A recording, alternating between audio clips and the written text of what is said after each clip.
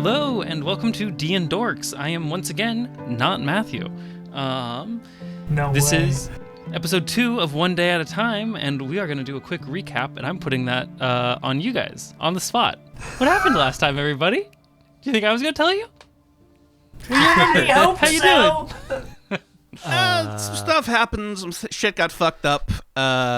We had a party wipe in like the first hour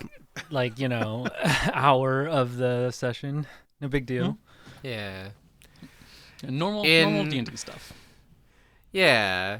Yeah. In the Citadel 4, unconnected people had a dream where mortals invaded and they all died, and it turned out not to be a dream. It's a time loop of an invasion upon the city.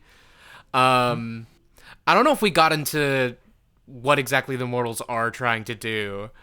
Yeah. But essentially we learned Episode, the city is all scrambled. We cannot access the military. Basically, our only hope is to climb the Citadel I assume at the center of the city, because from the top is where the invasion is coming from. it's like a portal, right? Yeah. Yeah. Big Of old some portal kind. up there. And we can't get into the Citadel until 11 a.m., and the invasion starts at 12. So we have a Yes. tiny little bit of leeway to try and climb as much as we can before, tide of soldiers and whoever that guy was who cast power word kill on me. Okay, quick clarification for my own sanity, but I heard the tower opens at 12, but the invasion starts at 11. Is it that way or the other way around? It's that Josie, way. you're correct. The tower opens Yeah. at 12. The invasion starts at 11. Okay. And the secret back entrance opens at 11. So you get to go in for a whole hour before soldiers start spilling out into the city. Okay. Oh, so that goes both ways. They can't come Yeah. out, but we can't go in. Oh. Well, we can go in, but they can't okay. come out until 12. They've already invaded the building Yeah. once we get into the building. Oh! I was not thinking of it that way. Oh. That's cool. Okay, I was confused Okay. because a bunch of people said different things, and I was like, wait, hold on. Which one? I thought I heard this, but I don't know. Maybe I'm wrong. But no, you got it. You nailed it. Excellent. And so, I guess without further ado, let's jump into it. It is, I believe, probably about 8 or 9 o'clock in the morning. You guys have some time to do things in the city. At the moment, the city's kind of scrambled, so there's not like a lot that you can do. Your options are you can go to a store, get some potions, maybe some weapons. You can get a nice meal at the, Heist Deli? The deli, the bodega. The best bodega in the city, might I add. Second best. Or you can just see what else exists in the city, see what things exist to be repaired. Who knows if you'll be able to repair them in the future. Fourth thing that you can do, if you want to say fuck it and forgo any of the morning time RP, any of the preparation, you can spend the day training and get some experience. I was going to say that Razor almost definitely does not know what to do with herself and spends that time going through her typical morning training routine, which she had to skip in order to help. I forgot her name. Mixie. Mixie. Yes. In order to help Mixie figure out what was going on. So, that is what Razor decides to do. She goes about her normal training routine, running. Because we have 5 push-ups. hours to prepare right now. We woke up early as fuck, right? Yeah. Do I remember that right? Yeah, you woke up early as fuck, which means you get to wake up early as fuck every day. If this were Dead Cells, you're walking around looking at your pre-run things to put together. To what extent is the Citadel, climbable from the outside? I'm in the same Would you like to ballpark, try to Sky. climb it? I think, given whatever everyone else is doing, I think Fia is going to be like, I can't get in through the door. Okay. It'll start looking for a window. I am also interested in climbing. I'm hungry, and that robot was talking my ear off about haste. I'm leaving and getting a bite. Yeah. All right, so we'll do the we'll do the climbing first. This citadel is a little scrambled.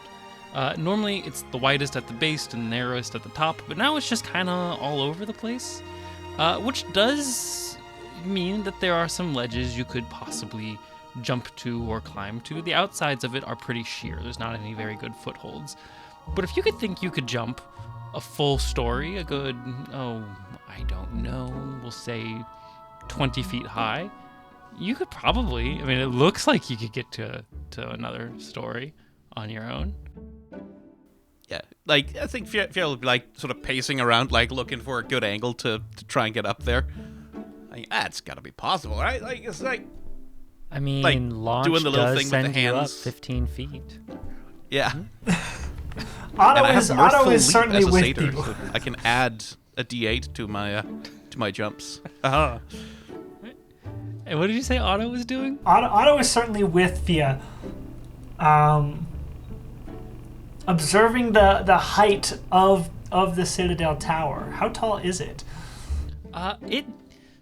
It's tall. When you think you know how tall it is, it seems like it's a different height. It seems like the actual height of this tower is more of a concept than an actual thing that you can observe. I see. Yeah, like, he'll, like, pace, like, fine, okay, that looks like and he'll do that thing a few steps back, bring out the spear. Yeah, I can make that. Hang on. Whoop. And then launch. All right, so you're just doing your full send. You're just launching. Yeah, to get up to, like, whatever is the most immediate ledge to get, like, up one story. Okay, so as you know, it's a normal jump. You do this all the time. This is kind of your day job, is jumping dramatically. I would probably argue that you don't jump directly into solid walls very often. And I don't mean jumping up to, like, land on one. I mean, like, you just hit an invisible force field. Just there's a nice magical protection around this this citadel that serves as a military command center and governmental center. And so it does feel like you just jumped head first into a very solid wall. 1d6 bludgeoning damage for every 10 feet that you fall. Okay, so yeah, just 2d6. Yeah, if I'm taking falling damage, I am casting my feather fall. Okay. So I think it'll be like it's like, yeah, I can make it up there. Like, take a couple of steps back, calculate, like, sort of, yeah, no, do the little, like, motions with a hand to, like, yeah, I've got a good angle on this, and yoosh, doink, and then, like, that little thing of, like, splatting out on the wall, and then and then fall, and then right as like he's tumbling down, he casts this feather fall spell and kind of, like, just woo, and then fall, like, lands on his ass. Oh, okay, all right. Right, okay. They've got security. I'm glad I waited for you to do that. Yeah.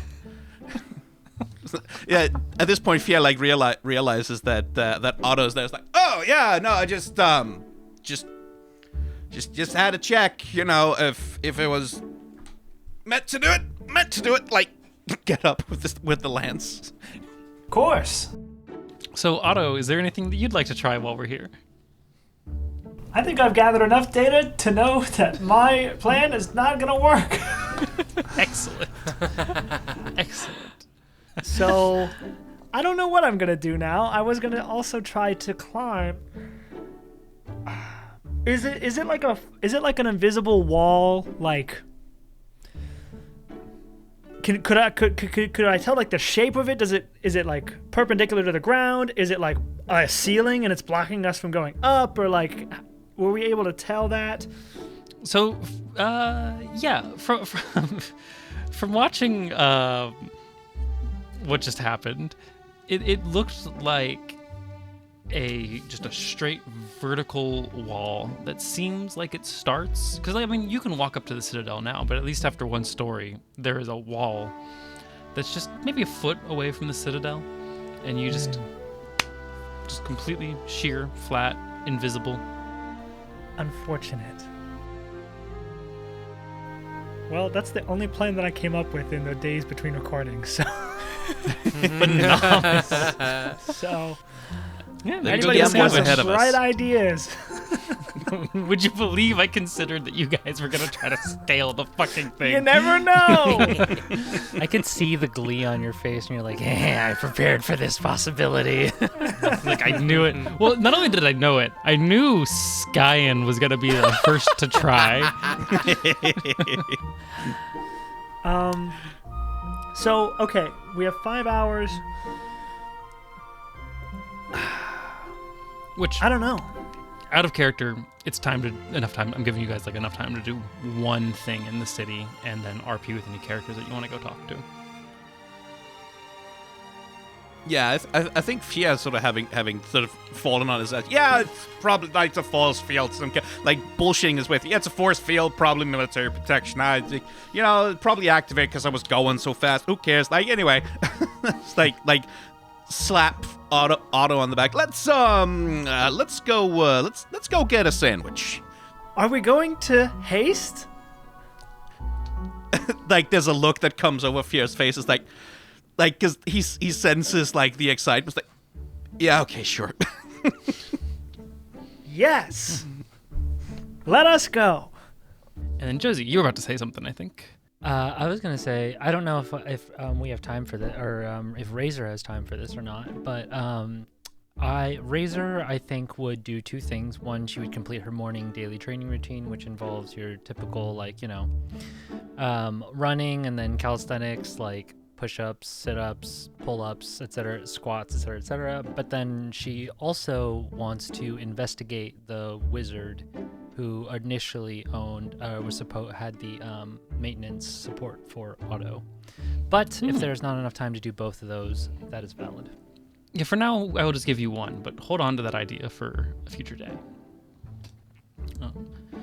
And so if you're going to do training, just tell me, you said training was just like a standard military regimen, just the thing. What does this look like for Razor? We're not going to do this every single time you want to do training, because training is mostly going to be the fast forward through the morning thing. Yeah. But for the first time, what is Razor's training regime? This is something you do every day, right?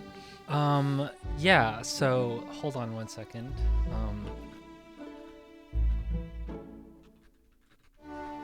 Let me just look up something.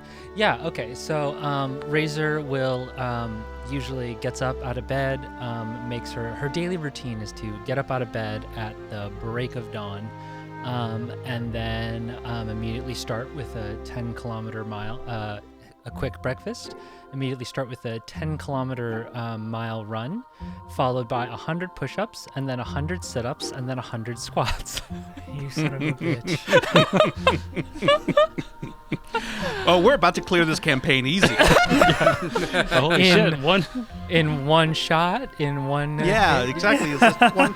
I don't know one what would single give you sort of that attack impression thrown but, by Razor would like some kind of attack, like a kick or like a slap or like something like that, and then boom.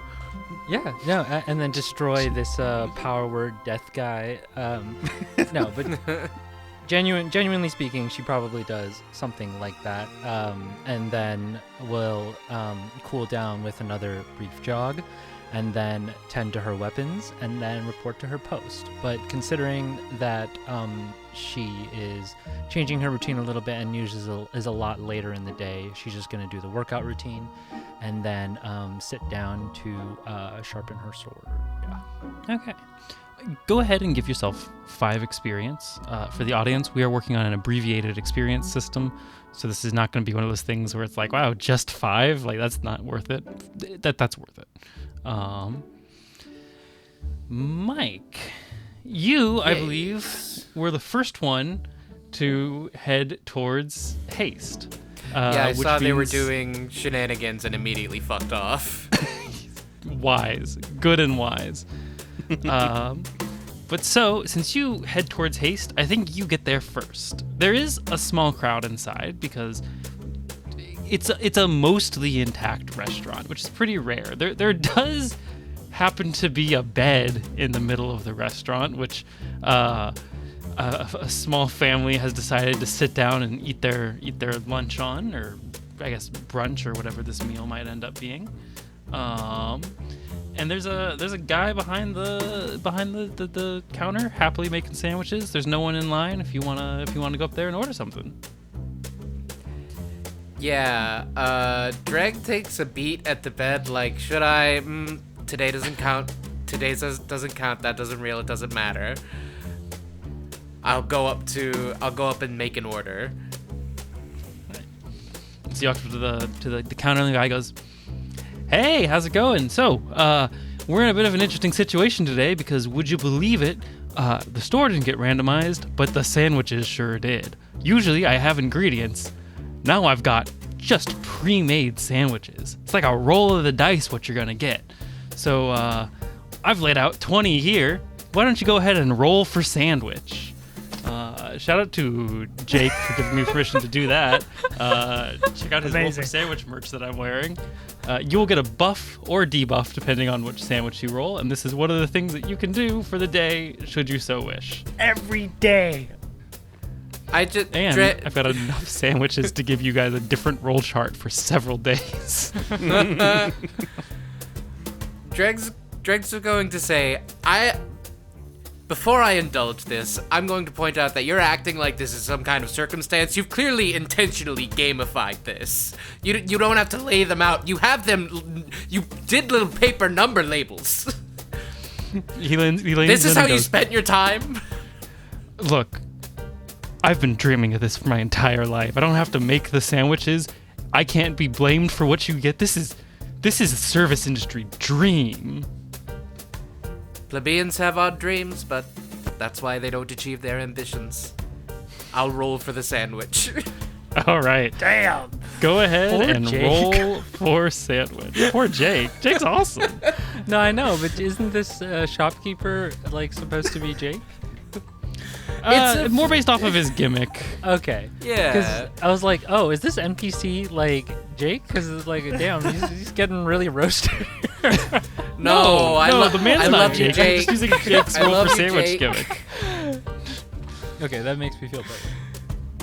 All right. I got a 13.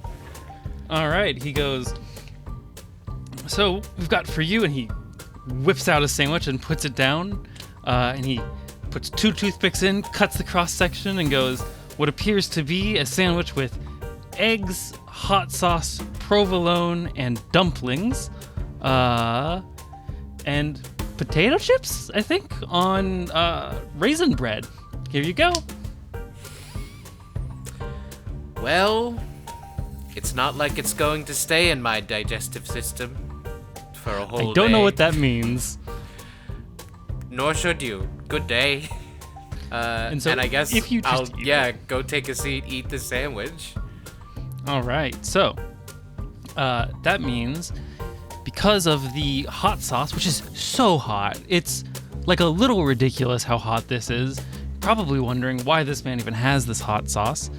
But you can cast a Dragon's Breath spell once today. Ooh. Exciting. And I'll let you write that down, and when you cast it, I'll let you know what that means. Oh, this isn't like a spell. Okay. No, this is just Okay. a one-time use magic thing from me to you. Okay. So then, I believe Fia and Otto probably shown up at this time, seeing Dreg eat probably the weirdest sandwich you've ever seen, a bed in the middle of the restaurant, and just a very happy man who's got the most fun sandwich setup that you've ever seen. And he goes, hey, how would you like to roll for sandwich? I would like that very much. Yeah, like Otto so rushes forward. She has like, roll for what the fuck? I've got 20 randomized sandwiches because it's shuffled by ingredients. Here's the dice. Roll it. Get whatever sandwich you want. Go ahead, automaton. Can you eat? Here I go. 10. 10. Let me see. All right, he goes, all right, and you have... He looks kind of disappointed. He goes, this looks like just a normal sandwich. It's got pickles, it's got pastrami, and it's got a little bit of mustard. Yeah, all right, here you go. Thank you. And what about you? It's like, Go ahead. Fia has that thing of like, why were you so, fuck it, whatever, I'm too tired. Yeah, sure. Let's roll the dice. Another 10.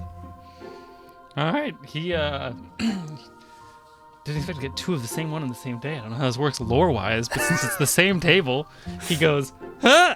Oh, man, what the heck, man? Here you go. Just take it. Again, Fia is like looking at the guy, looking at the sandwich, just like, okay.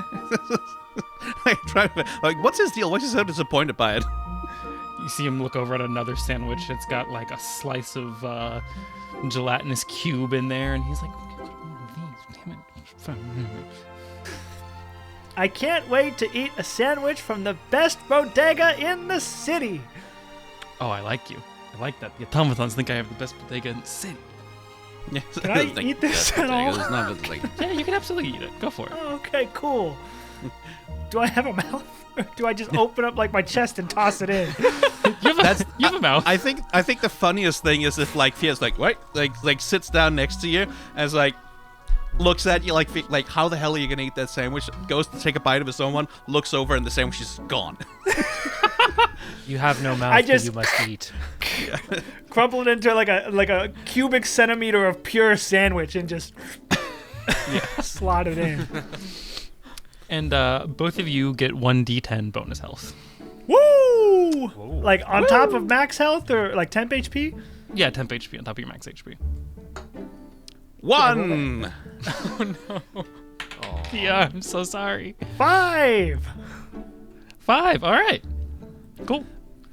And yeah, so I don't think there's a lot of people that you're going to want to roleplay with at the moment unless you guys have something in mind. So I think it might be time to start the climb. I could chastise Dreg a little bit, but I'll save him. I'll save him from my badgerings about haste.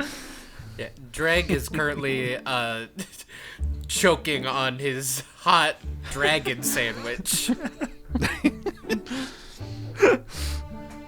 It's occurring to me now that I should have gotten a list of the sandwiches that Jake has actually made on the show and not just like listed off a bunch of them when I was bored the other day. But it's whatever.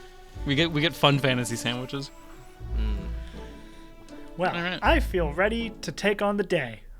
I feel ready to die. Does that count? Yes. Well, we're all probably gonna. Slaps Drek on the back and like also like a little grip on the shoulder, so like towards the tower. I get it. And I assume if you're all willing, we are going to meet at the tower, unless again anyone does not want to come today. Yeah. Question: has Racer showered at all after that workout routine?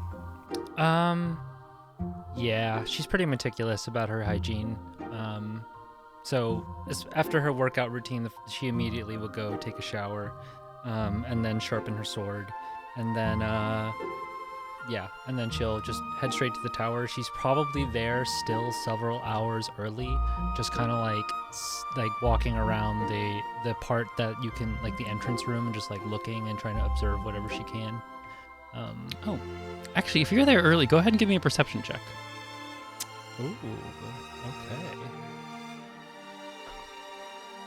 12 plus 2, 15.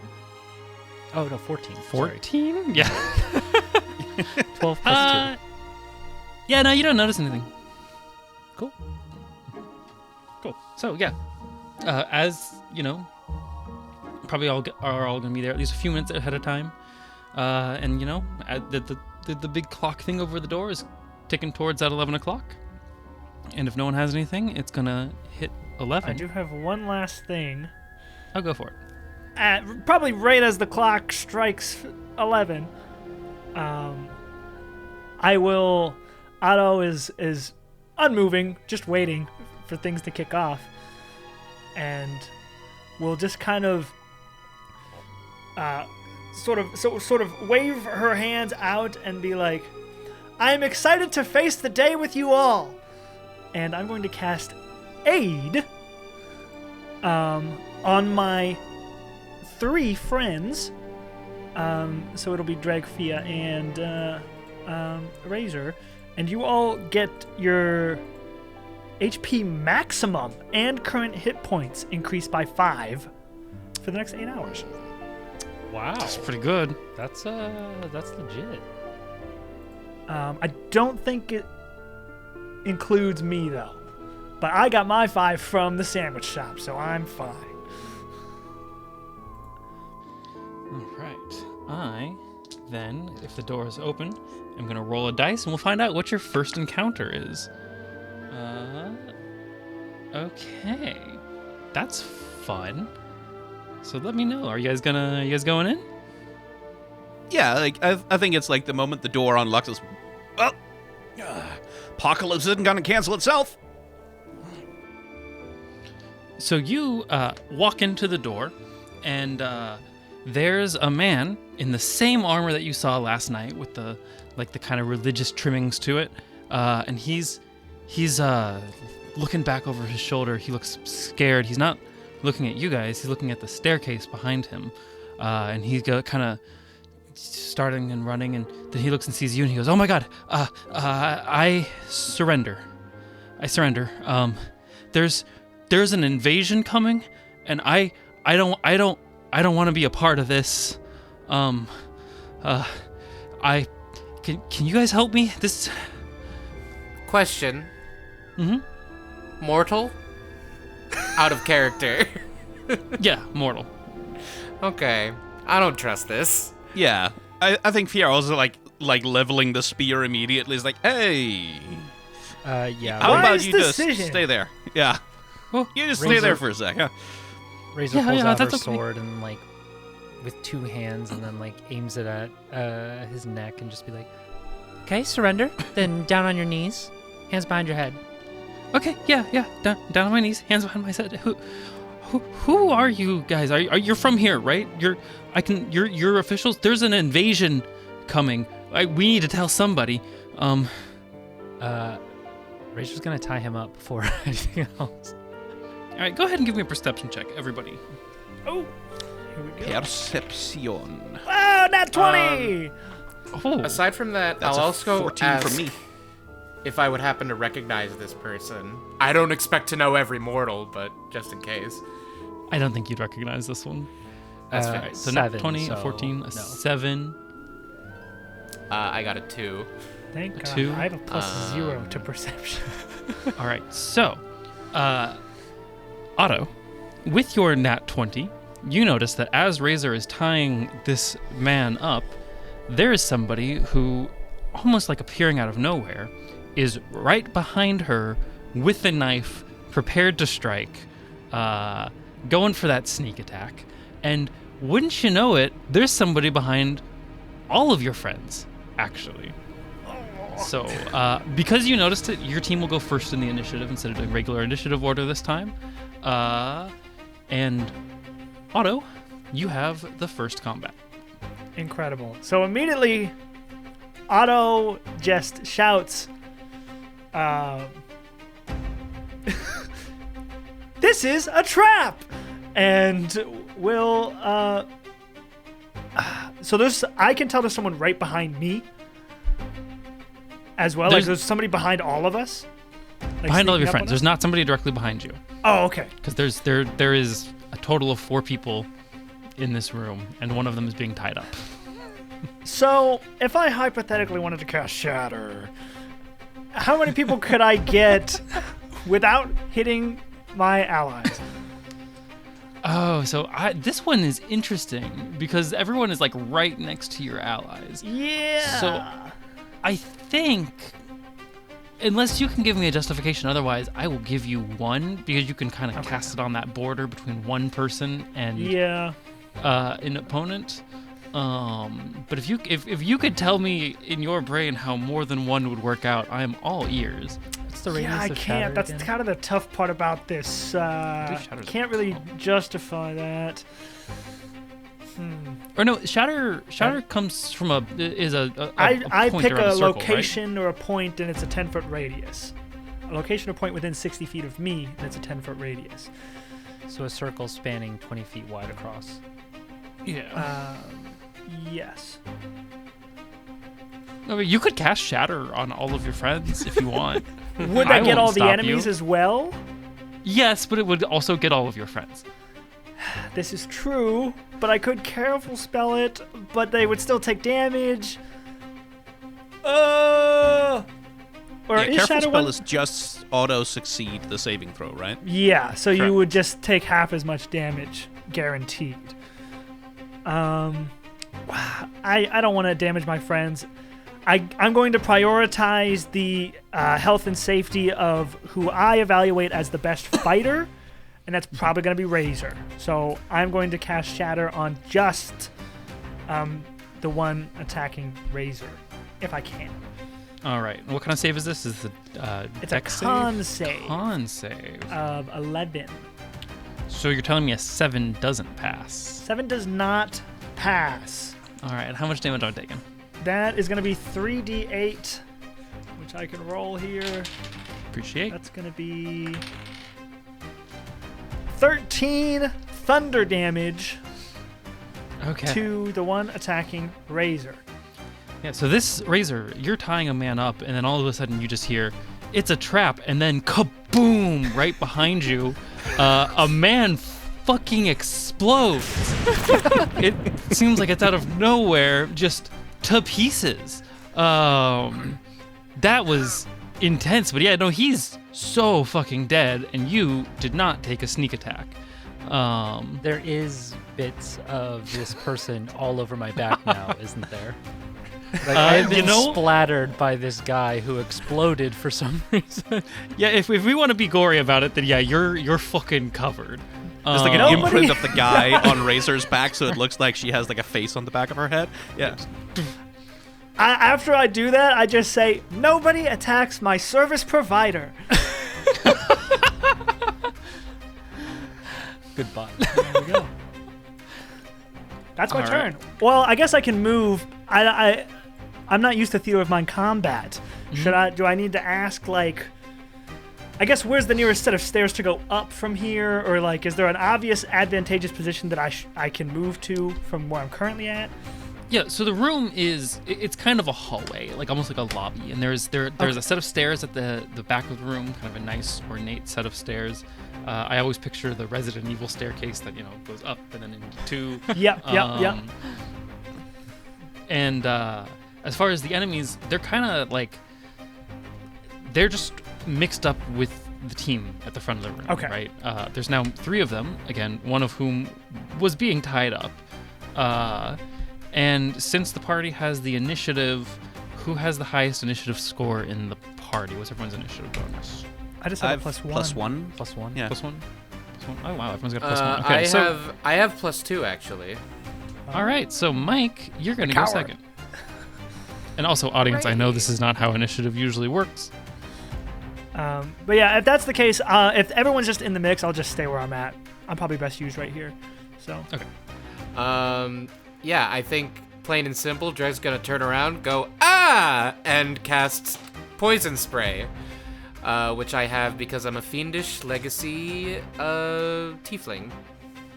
Phenomenal. Okay. Is that a roll to hit? That is, I have +5 to hit. Nice. Hey, that's 23 to hit. Whoa! Yeah, that hits. Give me some damage. Yes. That's 8 damage. All right. Yeah, you poison spray the fuck out of this man. You turn around, you hit him. He kind of goes to an and stumbles backwards a bit, but he's still standing. He's not looking good, but he's still standing. I also have a bonus action where I'm gonna apply my College of Masks. Oh, cool. thing because I'm looking through my stuff here and it says as a bonus action I can either craft or don a mask, which basically will give me certain abilities. I think this seems more defensive. I'm gonna put on the stone mask. While wearing this mask, you gain proficiency in the athletic skill, and all bludgeoning, piercing, and slashing damage you take from non-magical attacks is reduced by 2. Additionally, you have advantage on ability checks and saving throws against being pushed, pulled, or knocked prone while wearing the mask. Okay, excellent. And then, Josie or Skyen, do either of you want to go next, or do we need to do a tiebreaker? I think tiebreakers are fun. All right, roll off. Yeah, let's roll. Let's roll You some have the dice. same bonus, so high dice wins. Roll up. Roll off. Oh, I got 5. That's a 17 from me. All right. Fia, what you got? Yeah, I think realizing that's happening and there's a dude right behind him with like a knife ready to strike, I'm gonna use one of my features as a satyr, and I'm gonna ram that guy. I'm gonna headbutt him like directly, like do a full fuck yes. backwards like smack Nice. with the horns. So let's see how this goes. That's a 17 to hit. Yeah, that hits. Yeah, Go ahead and he'll give me take damage. 6 bludgeoning damage to the face. All right. The horn ram knocks people prone, does it not? Or am I thinking of something else? No, that's I think Minotaurs can do that. I just deal bludgeoning Okay. damage. Yeah, so you turn around and you hit this man with your horns, bludgeon the heck out of him. He kind of gives you an but he's got armor, you know? It knocks him back, but he's not bleeding, he's not, dying or anything. Yeah, and I think like sort of just for my movement, gonna get close to Razor, sort of like not do anything, but like essentially just be in formation, as it were. Okay. And Josie, you've got a man almost tied up on the ground. Somebody behind you exploded, and there's a combat formation happening around you suddenly. Razor just snaps into action and draws her sword and moves to slit this man's throat. Oh shit! The guy that's tied up. Yep. Hell yeah. All right. This is a war crime. He's still grabbing. I'm assuming she's at least like. Has she started to actually tie this guy up? Like, is his hands like? No, I don't think so. I think Okay. you just got him. Yeah. So then It she's was a just fake gonna- surrender. So Yeah. Then she's gonna attempt to like grab him from behind and slit his throat. I'm just gonna make a melee hit. yeah, give me advantage because you've got the guy down on the ground and are already kind of handling him. Yeah. Okay.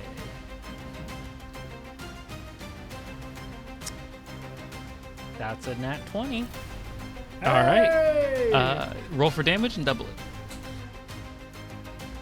That is 10 damage. All right, yeah, you kill him. You did exactly what you said you were going to do. Combat started. This man was faking a surrender. His teammate did not successfully save him with the sneak attack, and so you slit his throat. Okay, and because she is always on edge and always prepared, for flavor, she grabs this guy, slits his throat, spins around, and then with her bonus action, will fire her gun crossbow at the nearest guy, the one that Fia just moved away from, and bonus action crossbow Nice, roll to hit. shot. 19. That definitely hits. Roll for damage. Jesus Christ. 3. Nice. Do you get advantage on a second attack with a crossbow as a fighter since you have That. crossbow mastery? I mean, not that you need it, but I believe If you hit a Am creature I- with your short sword and deal damage to it, you have advantage on your next attack. And then if you hit a creature with your handbow and then do damage to it, you have advantage on your next attack. So I have to hit first. Hit something first before I get advantage on my next one. Since I attacked you- one and then attacked the other, I do. Oh, you want me to get it on single target? Okay. Cool. Anyway, go ahead and give me damage. It was 3. 3. 4, I think it says in the thing. It says 4. Oh, but you don't add your right. I see. Yeah. Sorry. Dice rolled 3 and then +1, so 4. Four damage. Okay. Yeah. So that one, the arrow strikes the armor right where it's been dented and weakened. Arrow, but it's actually a bullet. That's right. Sorry. The bullet it's cool. strikes the armor right where it's been dented and weakened by Fia's horns, and you have shot this man. This man is dead, which means the only one standing for their turn order is the guy who just got poison sprayed by Dreg Douglas. But for flavor, I would also like to add that Razor raises her sword and then now stands back to back with Fia, just like still ready to go. But yes, anyways, continue. But presumably he'd attack Dreg. Mike said in chat that he can still hear. I'm alive. So- I'm here. I'm sorry. I was getting food. No, you're good. You're so good. Eating is important. You're gonna take an attack. You've poison sprayed Hooray! this man. He's the only one left standing after all of his team very systematically got just taken apart in a single turn. And he knows he's gonna die, so he just dives at you with his sword. Does a 19 hit you? No. Yeah, that hits me. All right. Fuck me. Take 2 damage. Roll a 1 on the dice. Is that slashing damage? Yeah, it is. You're stone that- mask. That exactly does not do anything to me. So he dives at you and goes, ha! And it is back to Otto's turn. Fantastic. I would like to approach this this last individual. All right, you may approach. I mean, I'm just gonna. I don't know where I have this stored, but coming folding out from me is a quarterstaff, and I'm just gonna whack him. Yeah, okay. Roll to hit. Ha! Oh golly, that's bad. 7. You try to whack him, but he's shaken because he's scared. His team just died. His attack did nothing, and he's just shakes right away from that staff. It's not impressive. It's not cool. It's actually kind of the most pathetic dodge you've ever seen in your life. I'm new to combat. I don't want to die. Can I surrender for real? I believe that is now back to Mike's turn, unless you have anything else you want to do. Oh, no, I'm done. Okay. Yeah, Dreg. I'm gonna get a little creative with it. See what we can do. I'm gonna cast another of my cantrips, Thaumaturgy, which I get from otherworldly presence, I guess. And the effect I'm going to do is Booming Voice. Nice. Okay. And I'm going to say, turn back and tell your compatriots of the invincible monsters that climb this tower. And for the next 4 floors, tell them if they be wise, they will turn back to their realm. Okay. While leaving, you do all technically get an attack of opportunity on this man who is fleeing for his life with presumably 1 health. I don't think you know that about him, with 1 hit point and having just failed his attack. So if anybody wants to stop him, it will be very easy to do so. Razor absolutely does take an attack of opportunity. She is, however, going to make an unarmed strike flavored by smacking this guy with the back of, with like the hilt of her sword on the back of his head. Can we do non-lethal damage? Yes, And this she's is gonna 5e, try so to you do can specify non-lethal non-lethal. damage. Yeah. Okay. Roll to hit. I have to. I'm probably gonna roll unarmed strike, right, for this Yeah. instead of. Yeah, which is we're the just going to same flavor hit. it. 11. Okay, yeah, that hits. Okay. I would say roll for damage, but you literally only need 1 damage to knock this man down, and I don't it's think you 3 can do flat, negative yeah. damage. So, this man goes, okay, help him! And he starts running, and then Yeah. and Goes just past Razor. slumps over. Good dunk. So he's knocked Razor's out? gonna immediately just tie this guy up for real, and then turn back and yell at. Dreg. Dude, why would you let him go? Don't give him an advantage.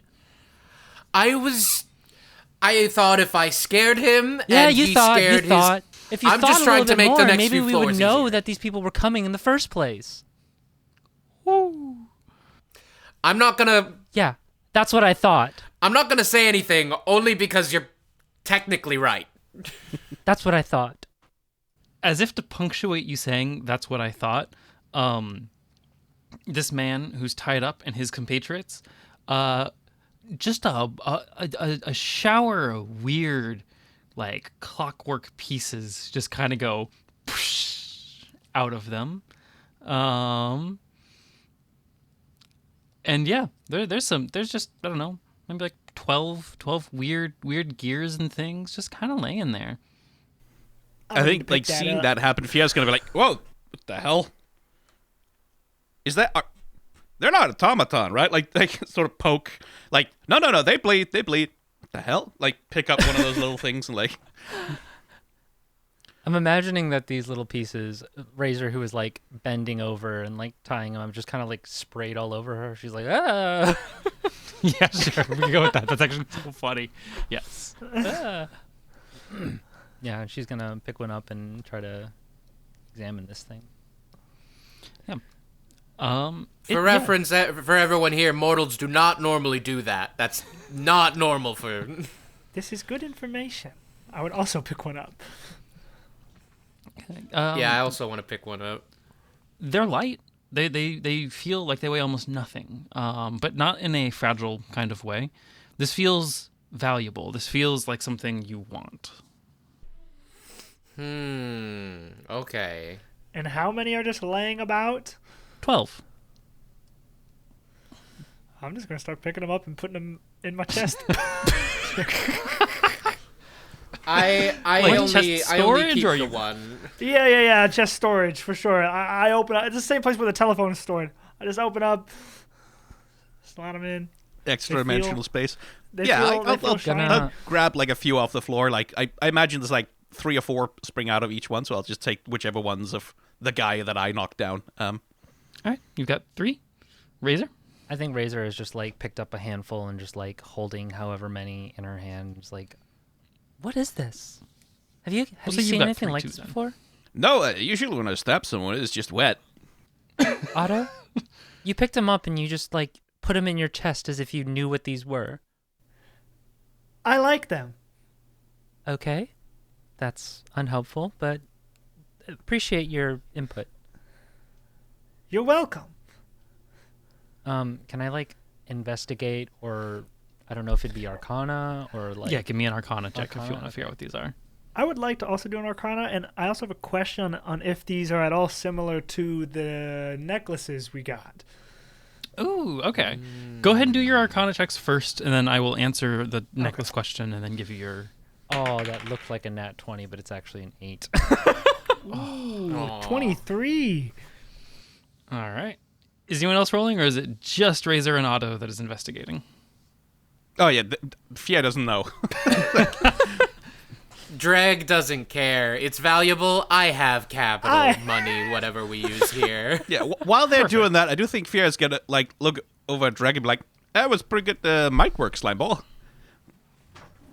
Well, thank you. As a diplomat, I fancy myself a bit of an orator of sorts. All right. Razor mutters so under her breath. Yeah, a fucking idiot.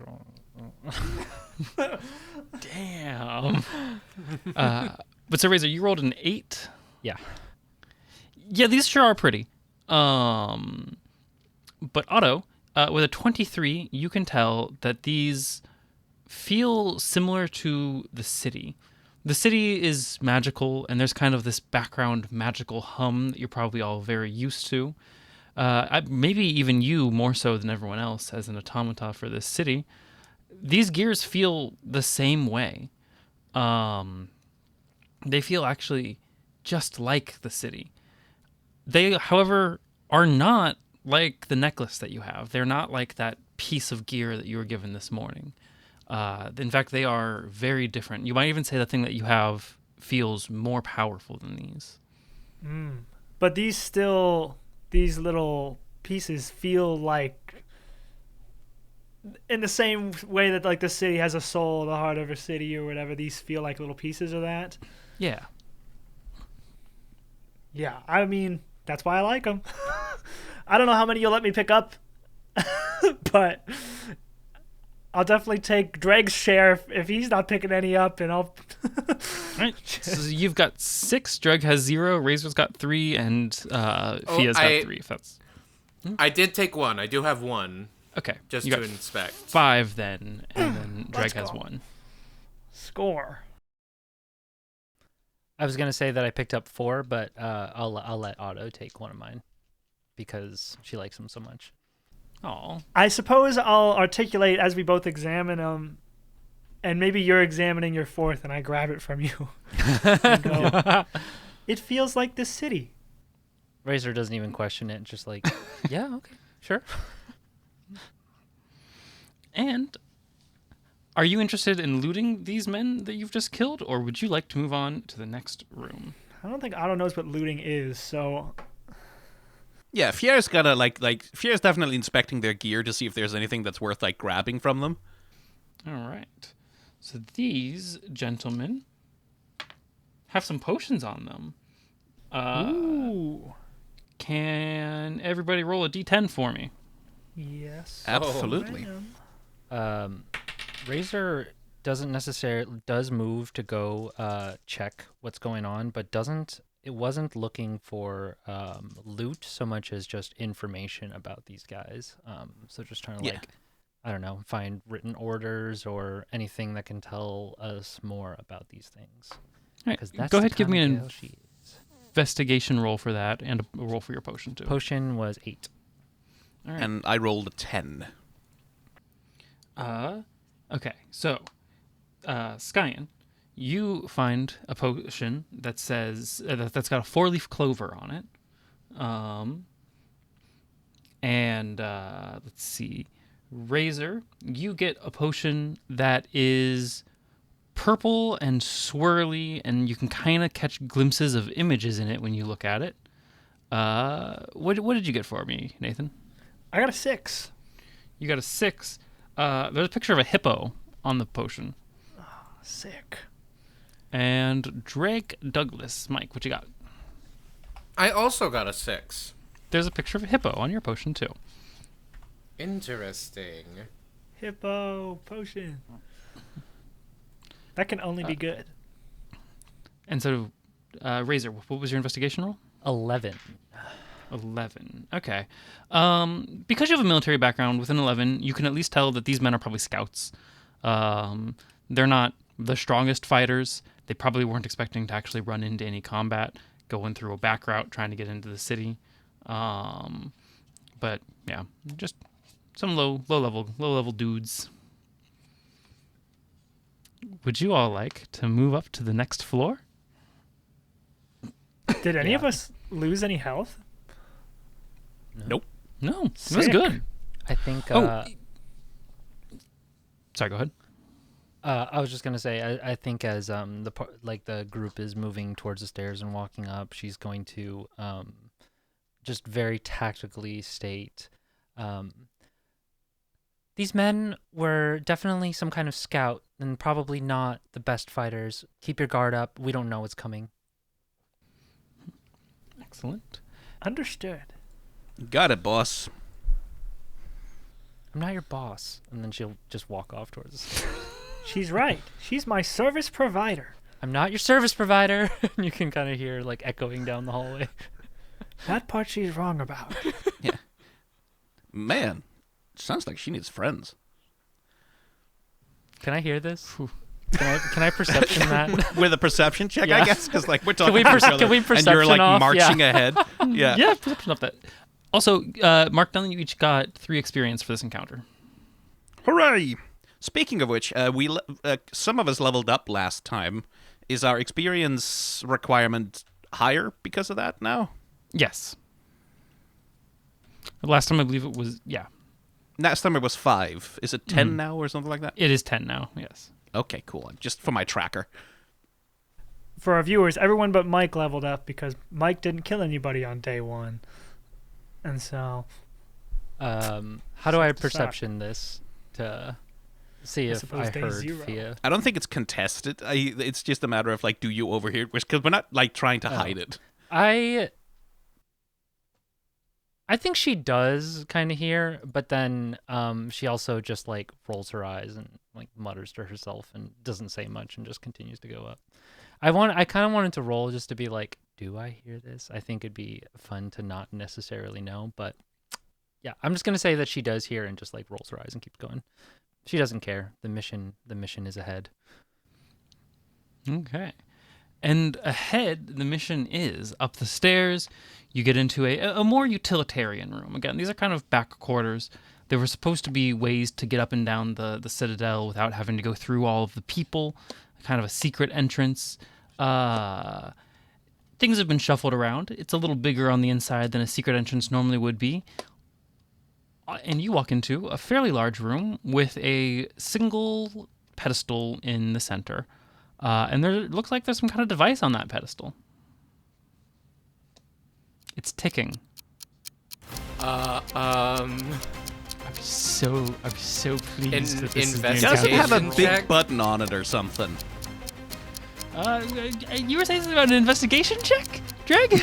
Yeah, I'd like to make a quick investigation check.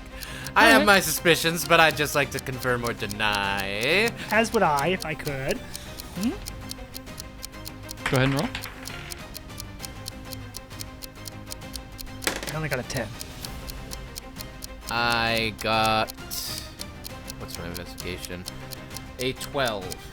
All right. Well, I think I'm also gonna roll investigation because I just can't imagine Razor not checking everything out absolutely all the time. Yeah, I think it's going to be a go-to every time we enter a new spot. Just She's just For on she- alert all the time, always. I did roll a flat 3 though, so she's not very so good on at alert. it. all right. Does Fia want to take a roll at this, or does Fia just not? Nope. Well, you don't need a very high investigation check to recognize a bomb when you see it. And boy howdy, what a bomb it is. This is like almost a cartoon bomb. You've got sticks of red tubes that look like dynamite with a big clock on it and a bunch of wires sticking out. Specifically, 4 wires. A red one, a green one, a blue one, and a yellow one. You have 45 seconds left. Is there a window in this That's room? exactly what I'm thinking. There is not. Darn. But there is a floor beneath us with a stairwell. That's true. You can try to go back. I mean, what's stopping us from just throwing it down the steps, right? That's what I was I'm going to thinking. start a timer Oh god. while you guys decide what you want to do. So let me just open up my handy dandy clock app. All right, go. What are you doing? Cutting a wire, throwing it down the stairs? How are we doing this? I think Otto will definitely approach as the robot. 20 seconds.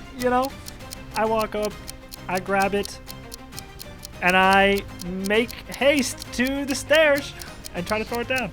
All right, the stairs have closed behind you. 10 seconds. 4 wires. Ah, I run as far away as I can from the others and cut the blue one.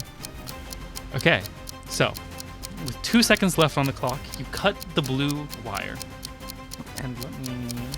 Okay, yeah. Congratulations, everybody. You wake up in your bed the next day. wow. Welcome So literally, to it's day like 2. walk up the stairs, see the bomb. The robot walks over, grabs it, turns back to the stairs, like, tick, oh, that doesn't work. Turn around, tick, tick, tick, tick, across the floor. Bish, everything goes white. Yeah. Yeah. And you have learned it is not the blue wire, which means... Great. Let me mark the whiteboard. Son of a bitch. Yeah. I assume the sandwich doesn't carry over day to day. That feels like a No. very... this is what you get this run. Yep. We've got a new table for new sandwiches. So, I believe. What about our potion? Oh yeah, did we keep No our potion items? either. No potion. Okay. No potion. I didn't even get to try and drink it. Oh. I know. EXP will obviously carry over. Do the gears carry over? The gears do in fact carry over. Okay. But we don't know what they are necessarily. No. Not. Yep. So there are going to be a few encounters that will just kill you, and Yeah. One day at a time, am I right? yeah, one day at a time. You got some of that knowledge. I need another fucking energy drink. Everyone's taking a quick break so they can run to the bathroom and get some food. And during this time, I want to remind you guys that we do have a Patreon. So if you're enjoying the show and would like to support us, you can do so at patreon.com/the-D&Dorks. And if you back us at the $5 tier, you get access to Backstage, the after show with a name. I'm actually really proud of this week's Backstage. I think it's one of the better ones that I've been a part of. So if you're thinking about subscribing, now's a great time to do it. All right. I think that's all the announcements that we have for today. If I missed anything, then Matthew will tell me, and I will reshoot this clip. So if you're seeing this, then I got it right. All right. I'll talk to you guys later, and let's get back to the show.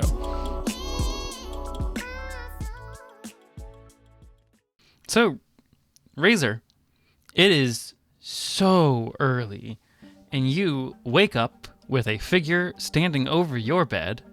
It's one of the automatons, and it goes, "Package delivery for Razor." That's me. Here you go. And she hands you that same pendant with that same weird gear on it from yesterday. Do you know what this is? It's Hope. That's what I thought. Package delivery confirmed. And the automaton turns to walk away.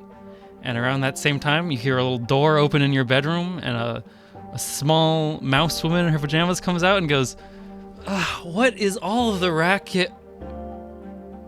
"Oh, my house is in your house." It is. And you're a mouse. "Yes. I'm a mouse and my house is in your house." Yes. And let me guess, Hi. your name is Mixie? "Have we met?" Technically, no. It's kind of hard to explain. Okay, But well, knowing what you do, you might understand this. This is not the first time we've met. This is not the first time that I've met you. This is the first time that you've met me. Do you understand what's happening now? Oh. Okay, Hell invaded? Actually, no. The mortal plane. Oh. Okay. How many times have you done this? I think this is maybe the third. Okay. Should I do? Oh, hey. You've got those gears. Yeah. You know what these are? Those shiny. Yeah, those shiny ones. Did you get a lot of? How many of those do you have? 3. 3. Okay. Can I have those? What are they? I can fix things with that. My house is in your house. Things are scrambled and they shouldn't be, and I can fix things, but I need celestial gears, because it makes this whole city is clockwork. Oh. Yeah, I don't know what else I would do with them. Excellent. Thank you. Okay. So how many of you are there that remember the day? I think there should be a really powerful wizard that should help out. Good friend of mine, actually. Yeah, what was his name again? Gregor. Yeah. So, I don't know if this is true necessarily, and I don't know how else to tell you this, but the last time we did this, he is gone. I'm sorry. Oh. Okay. Well, you're a soldier. So the rest of the team is probably really powerful elite fighters that know what they're doing. No. And this... Unfortunately. I'm the only soldier. There's one who seems like he might be a fighter, like some kind of fighting, but I think from the way he described it is that he fakes it. So I'm not really quite sure what his deal is, but yeah, one of them is kind of this asshole who is supposed to run part of the city. I think he's a diplomat. And the other one is one of the automatons. And she named herself and has feelings, and I don't really know what that's about yet. Oh, that's so cool. I would love to meet her. Actually, I would love to meet all of them, especially if they have more of these, and she's holding these gears. Yeah, I think a couple of them took some of these. I know Otto picked up a bunch. Great. Let's go find Otto then. Yeah. And she's forgotten to get dressed, wearing her like pajamas and nightgown, is just walking towards the door. Yeah. Are you gonna wear that or? Oh. Okay. I'm gonna go get dressed, and then let's go find and I think on that note, we can probably change over to Fia. You're in your big pile of clothes bed with an automaton going, I have a delivery for you. Good. What the hell was that? Was that a bomb? No, it's Hope. And she hands you a... Oh, right, this thing. Yeah, no, that was a bomb. Okay, yeah, thanks. Right. You're welcome. It's not a bomb. It's Hope. Yeah. And she turns around and walks away. Fia's gonna follow her. Right. So she walks out, and she looks around, and then just keeps walking until she finds a street corner that, living here your entire life, you know that there's usually some of these automatons just kind of waiting to be helpful for people, and they would wait on a street corner like this, and she walks over as if it's her post and just stands there. Yeah, and Fia's like, say, like, this thing, who's sending it? Who sent what? The package, the thing. Which package? This, like, holding it up, like this one.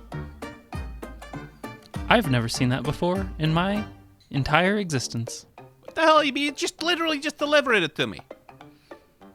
I have been here at my post all morning. Like, sort of looking around, like, the hell? All right. Okay, sure. Oh, fuck it, whatever. I'm gonna go get a sandwich. And speaking of sandwiches, Dreg, you wake up in the middle of a bodega with another automata standing over you going, package delivery for Dreg Douglas. Okay. Oh, it's not physically sore, but somehow it's sore. I'll take the package. She hands it to you and then walks over and just stands by the door like she did previously. Open, make an opening in the wall. I don't know, like you destroyed it last time. Do that again. Last time? It's a whole, I'm not explaining it to you. Open the wall. So last time she, I believe, just like punched the door until it opened. This time she grabs the door and just pushes and takes a whole chunk out with it and just keeps walking with the door, just keeps going. Not my bodega. And I'll just start walking toward the street where we convened on the first run. All right. Just hoping everyone kind of heads that direction. You are going to pass Freya on the way? Or Fia on the way? Sorry, I keep wanting to add an R. I don't know why. I think it's literally, oh, hey, that was a bomb, right? Yes, that was a bomb. Right, okay. So, gotta look out for that one next time. Yeah, I would say so. Just cheap ass mortal tactic. And on the second floor, how did they get it there? Ridiculous. Yeah, alright, you're gonna go see the others? I need a sandwich. I need the fucking... I think Oh, that was a bad sandwich. But maybe this time I'll get a good one. Yeah, you wouldn't have to know how to fudge a dice roll or something, would you? Not in this context. Maybe in a gambling context, but this is like kind of not gambling, because you don't really gain anything. Also, like, fudge it to what? We don't even know what the numbers do. I mean, 10 was pretty good. It was just a normal sandwich. Interesting. All right, and then we're gonna cut over to Otto. You are standing there, and the detective is gonna say, "So yeah, just take it into your custody for now. It's undeliverable. Are you listening to me? Hello? Yes. Are you functioning like normal? Yes. For some reason, I don't believe you the way you said that, which is a weird thing to have from an automata."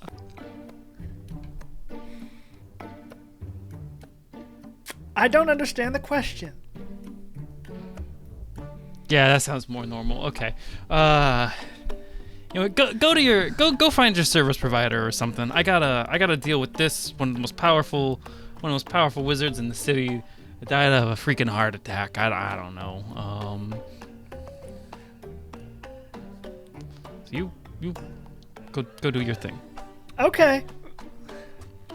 As you're walking away, he kind of turns to somebody else and he was like, "That was weird, right? Like that was fucking weird." I would like to head to haste. All right. So you head to haste. Post haste. Razor, are you also heading to haste, or are you going somewhere else? Razor is going to the same spot where she initially met Fia and Dreg. Okay. So they're not there because I think everyone's going for a sandwich. But I'm gonna throw you a bone since you didn't get the sandwich yesterday.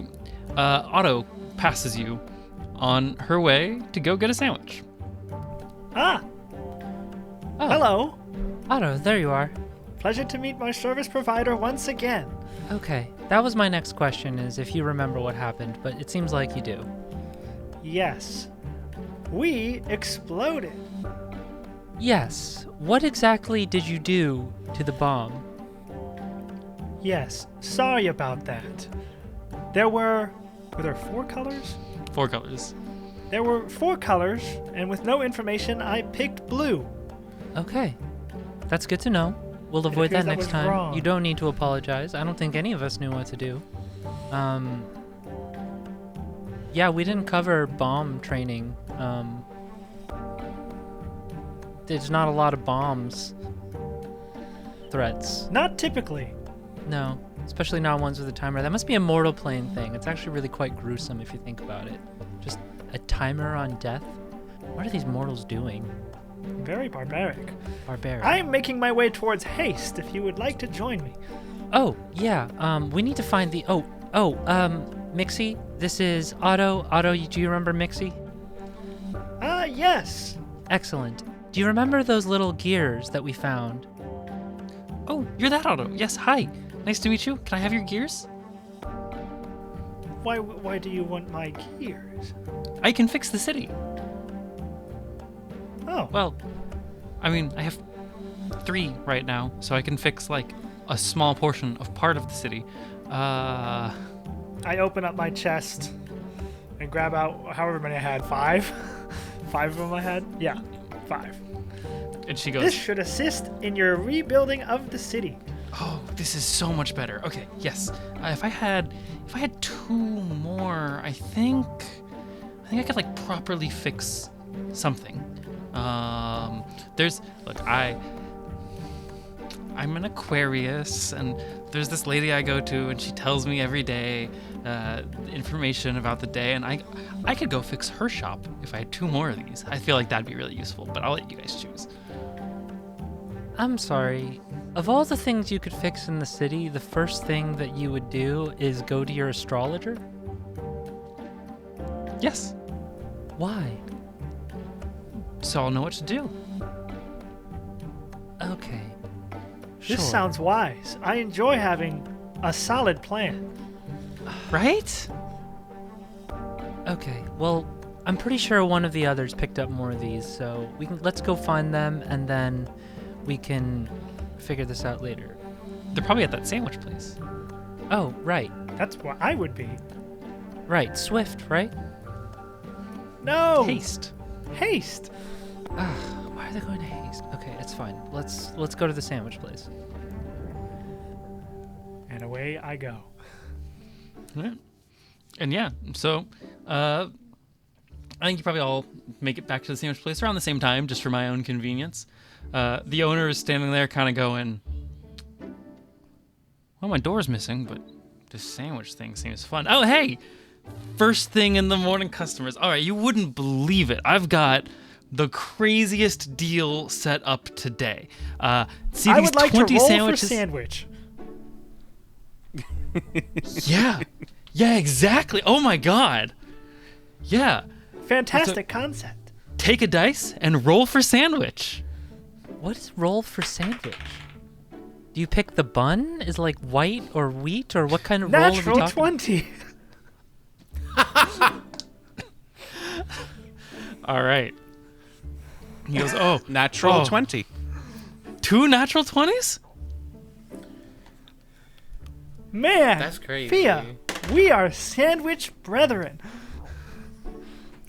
I got a 17. I don't like wasting a high number on this roll This is the because I best feel time like to there's crit. not really. We're I don't know rolling if there's a ones for the rest of this correlation. day. Yeah. Yeah, you are. And he looks at you expectantly and he goes, okay, roll a dice. Sure. You being Razor. Sorry, I pointed at the screen as if you all could see. I don't know if I understand what's going on here, but sure, I'll roll a dice. A 10. Okay, perfect. That one's he goes, good. We're gonna got that start- one yesterday. we're gonna start from the low roll and move up. For the 10 we got, and he lifts up a pan lid to reveal a sandwich. Sort of. You've got a croissant cut in half with pudding, like chocolate pudding, some bananas, and cabbage on it. And he goes, here you are, miss. I've got for you the... I actually don't know what the fuck to call this thing. What the hell is this? Well, that's not what I Definitely got not a yesterday. sandwich. 'Cause- I mean, it's a let's sandwich, look at that but- cross section. Yeah, it's croissant, pudding, banana. I feel like for breakfast, this is actually not a bad thing. Is that cabbage? Yeah, okay, the cabbage is a little weird, but it's got texture. Okay, thanks, I guess. I don't know if I like this game, but do you... Sure. So what's going on here exactly? You roll a all dice my- and then you just get what? Something? Yeah, it's the craziest thing, right? The whole city's all messed up. My bodega is mostly Oh, intact, right. except for the fact that some guy's bed is in the middle of it. It's a nice looking bed. Oh, yeah, speaking of which, you guys remember the little gears that we picked up yesterday? Oh, these things, like, pulls out, like, the little 3 that he's got. Yeah, this is... Do you remember Mixie? Hi. Oh, yeah. Hi. Nice to see you, Fia. Yeah, she can fix the city using those. Like, crouch down, look her, and like, can you get Johnny's goddamn bedroom out of my bedroom? Is that what I should fix first? I could fix probably like one thing. Your astrologer seemed like a better prospect. That's what I was thinking. Would you be able to fix the military people being stuck in the military place? Because that's Oh. probably the most useful thing we can do. Fixing the train, that might take a lot more gears because that train goes through a lot of the city. But I could. The military people are stuck. Sorry, the military people are stuck in the where? They're stuck in Sector 5. When the city got rearranged, all of the guard got stuck in Sector 5, and all of military HQ is stuck somewhere down, unsure. Have not been able to locate them. Actually, Okay. weirdly enough, Dreg, I think you've got the right idea, where the safety of the people comes before, your bed. Sorry, Fia. No offense. Listen, I don't want to wake up looking at that guy's face fine. Yeah, I can start with the train. I'm gonna need a lot more years than this, though. How many more? Like a couple hundred, which is kind of why I was thinking something that would have an immediate effect. Well, you can take. I have one, so. Oh, thank you. It's a start, I guess. Do you guys want your sandwiches? Because I got the 17. Yeah, I'm sure. pretty excited about And then she Oh, take a yeah, bite of yeah, the sandwich yeah. and kind of like make this grimace as she generally enjoys the flavor of chocolate and banana. Maybe not the texture of pudding and cabbage together, but we'll eat it anyways just to be polite. Sensory nightmare. Yeah. I could never. As you fight your way through that, you feel like you've got a stronger constitution for having gotten through this weird sensory nightmare, and you have advantage on Constitution saves for the rest of the day. Yeah. All right, Dreg, this man, this bodega owner, walks up to you and he goes, "All right, and for you, we've got," and reveals it and goes, "Oh shit, that looks awesome. You've got a sandwich with 2 pieces of what look like a rustic loaf have been sliced up for the bread. There's a prime rib on there with some sautéed onions and some kind of like white fluffy cheese mixed with mushrooms. Jess, you're he making me hungry. cuts the cross section. Sorry, That sounds so he cuts the cross section and real he goes, food. "God damn, this looks awesome. I don't even sell prime rib here. I don't know who the fuck we stole that from." How come I It's all the couldn't get one perks of the position, I suppose. Yeah. And I'll take a bite of this delicious sandwich. Yeah, you feel good. You feel blessed to have been given such a good sandwich. And so give yourself a bless. Now, And remind me what blessed does again. I should have probably written that next I to the think it's a description of the D4 sandwich. to any roll, not damage, obviously. Right. Like a roll to hit or Yeah. a. Yep, that is correct. Okay, yeah. And he goes, "Now the two of you, I'm gonna be honest. I don't actually know what the heck this thing is, but I got a bunch of them, and you rolled it. I am so goddamn excited." And he Me too. lifts up the lid, the tray thing, and he hands you both a sandwich on 2 pieces of regular white bread. There is just some kind of energy pulsating in between it. It's glowing, it's bright, and then on top of this weird massive energy, there's some cheddar cheese, a little bit of lettuce, a little bit of tomato, a little bit of onion. And he goes, "Yeah, Oh man, I hate unidentified pulsing energy. Oh boy, my favorite. You can eat that? What is that? I have no idea, but I ate Yeah, it one has the earlier. same thing and as, I like- feel great." Can you even chew this? Yeah, no, it tastes awesome. I had one. You're gonna love it. Little nibble of the thing. Little like electric spark up his nostril, like And it does. It does taste really good. it's like I feel like you smelled something burning, but this is awesome. And so you both have this store of energy inside of you that you can access at any point in time to give yourself a long rest. Here's hoping we survive long enough to get use out of it. Yeah. Hopefully we don't hit the bomb I mean- room again. Yeah. First floor, That bomb. is crazy.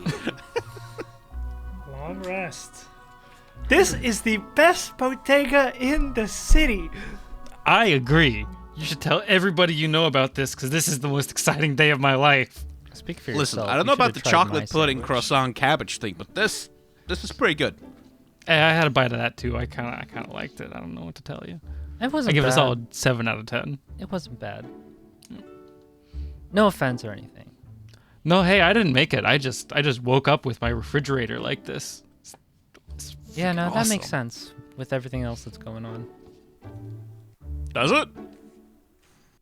It makes about as much sense as everything else does. Speaking of things making sense or not making sense, you hear a voice that I think Dreg Douglas is quite familiar with, and he goes, "Boss, it's you. I've been looking for you. I woke up and you know how I'm your next door neighbor because I want to be your assistant all the time and assist you all the time. Well, today I'm not your next door neighbor. Everything's moved, and but I'm here. I made it to work, kinda on time. Hey, it's me and your assistant, Fred Blake, just standing there, a little disheveled, but ready to do his Fred. sycophant game."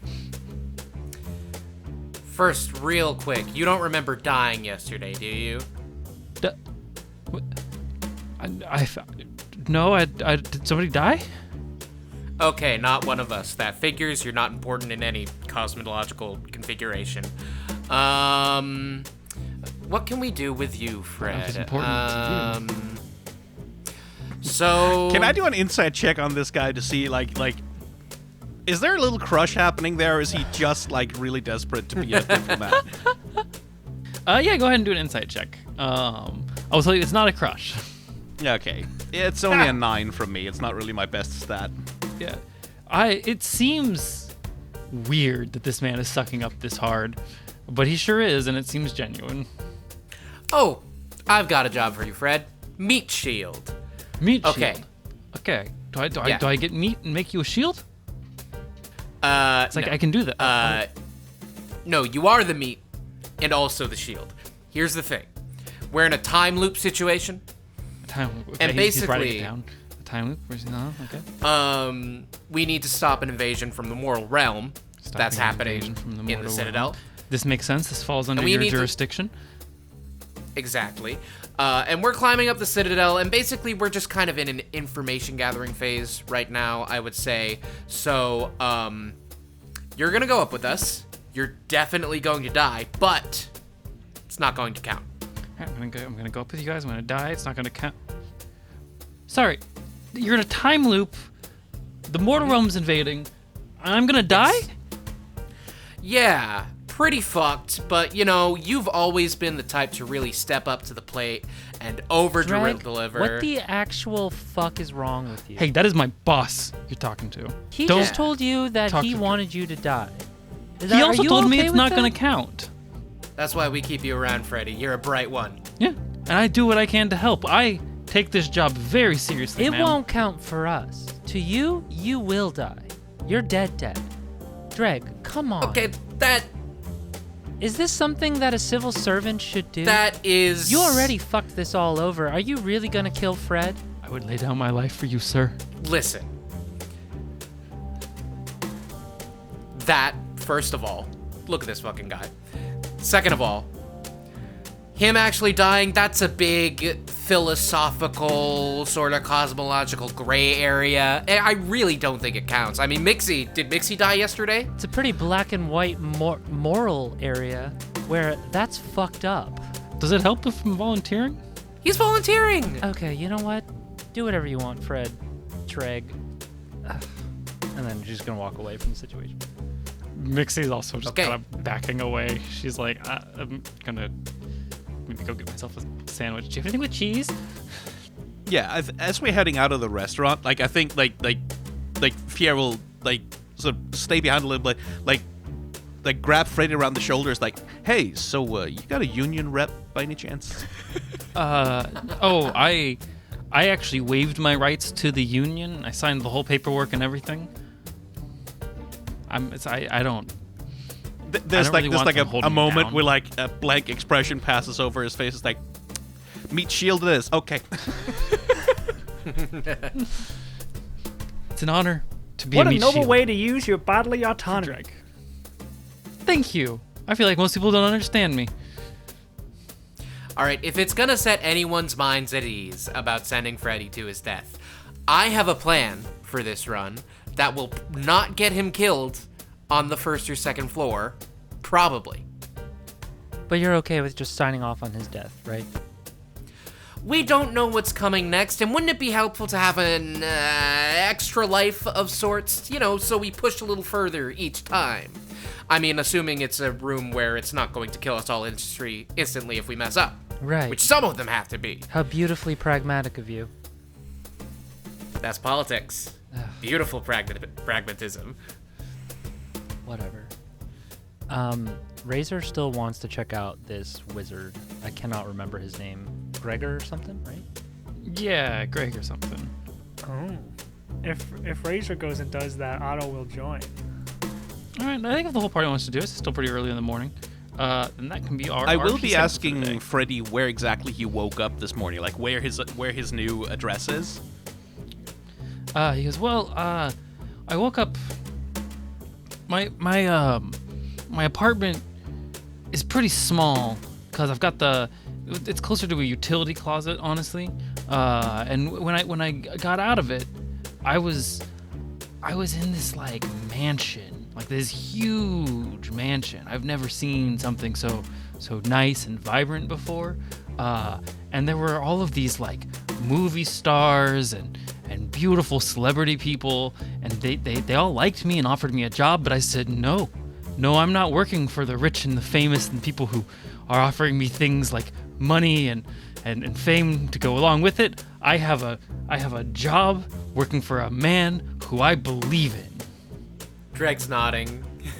Again, like blank expression passing over Fia's face. It's like, yeah, okay. Like, hey, Mixie, could you I don't know, could you move his, like, wherever he woke up, get that over like next to the Coliseum? Just could you? That's what you want me to use these gears on? No. Fia, You have a better the mission, idea? We not can't the fix bit. the train.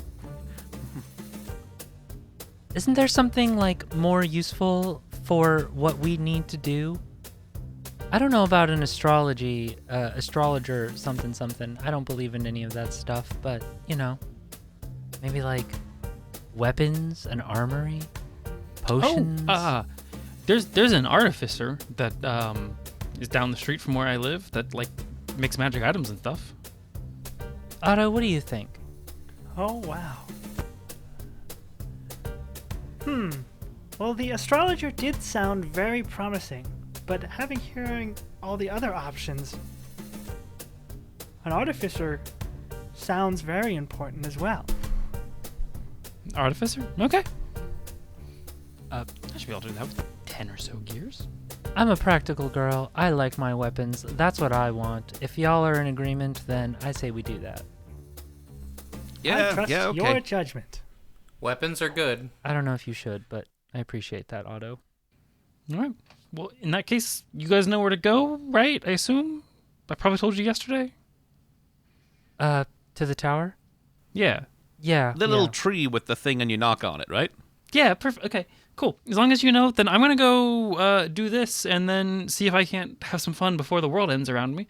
But I will do my work first, and then I'm going to break into the gourmet shop and take all of their expensive cheeses and just eat them and go to jail because nothing matters.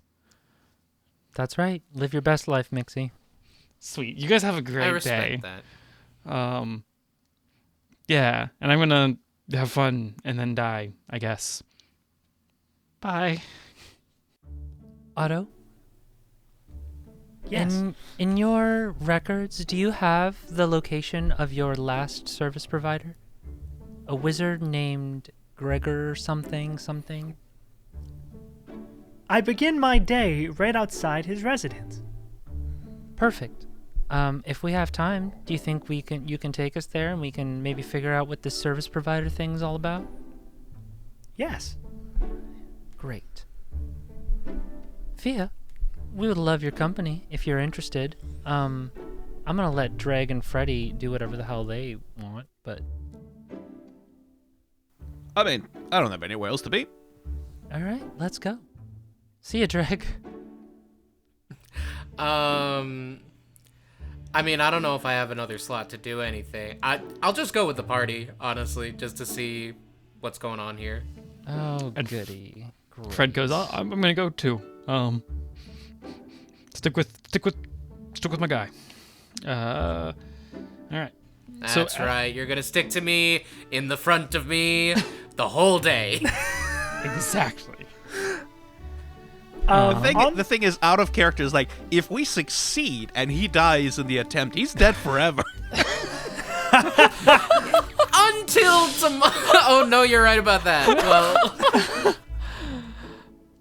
Yeah, this is not a morally gray area. This is a morally, This is terrible. I digress. I'm not convincing anybody only of this. when This man has free will, so. I think on the way to Gregor's place, Otto is going to want to talk to her service provider. Ideally, alone, mainly out of earshot of Dreg. So as we're walking, Otto's like thinking back to the conversation that we had at the best bodega in the city, and just kind of walking beside Razor. Will go, Razor. Yeah. Earlier at the best bodega in the city,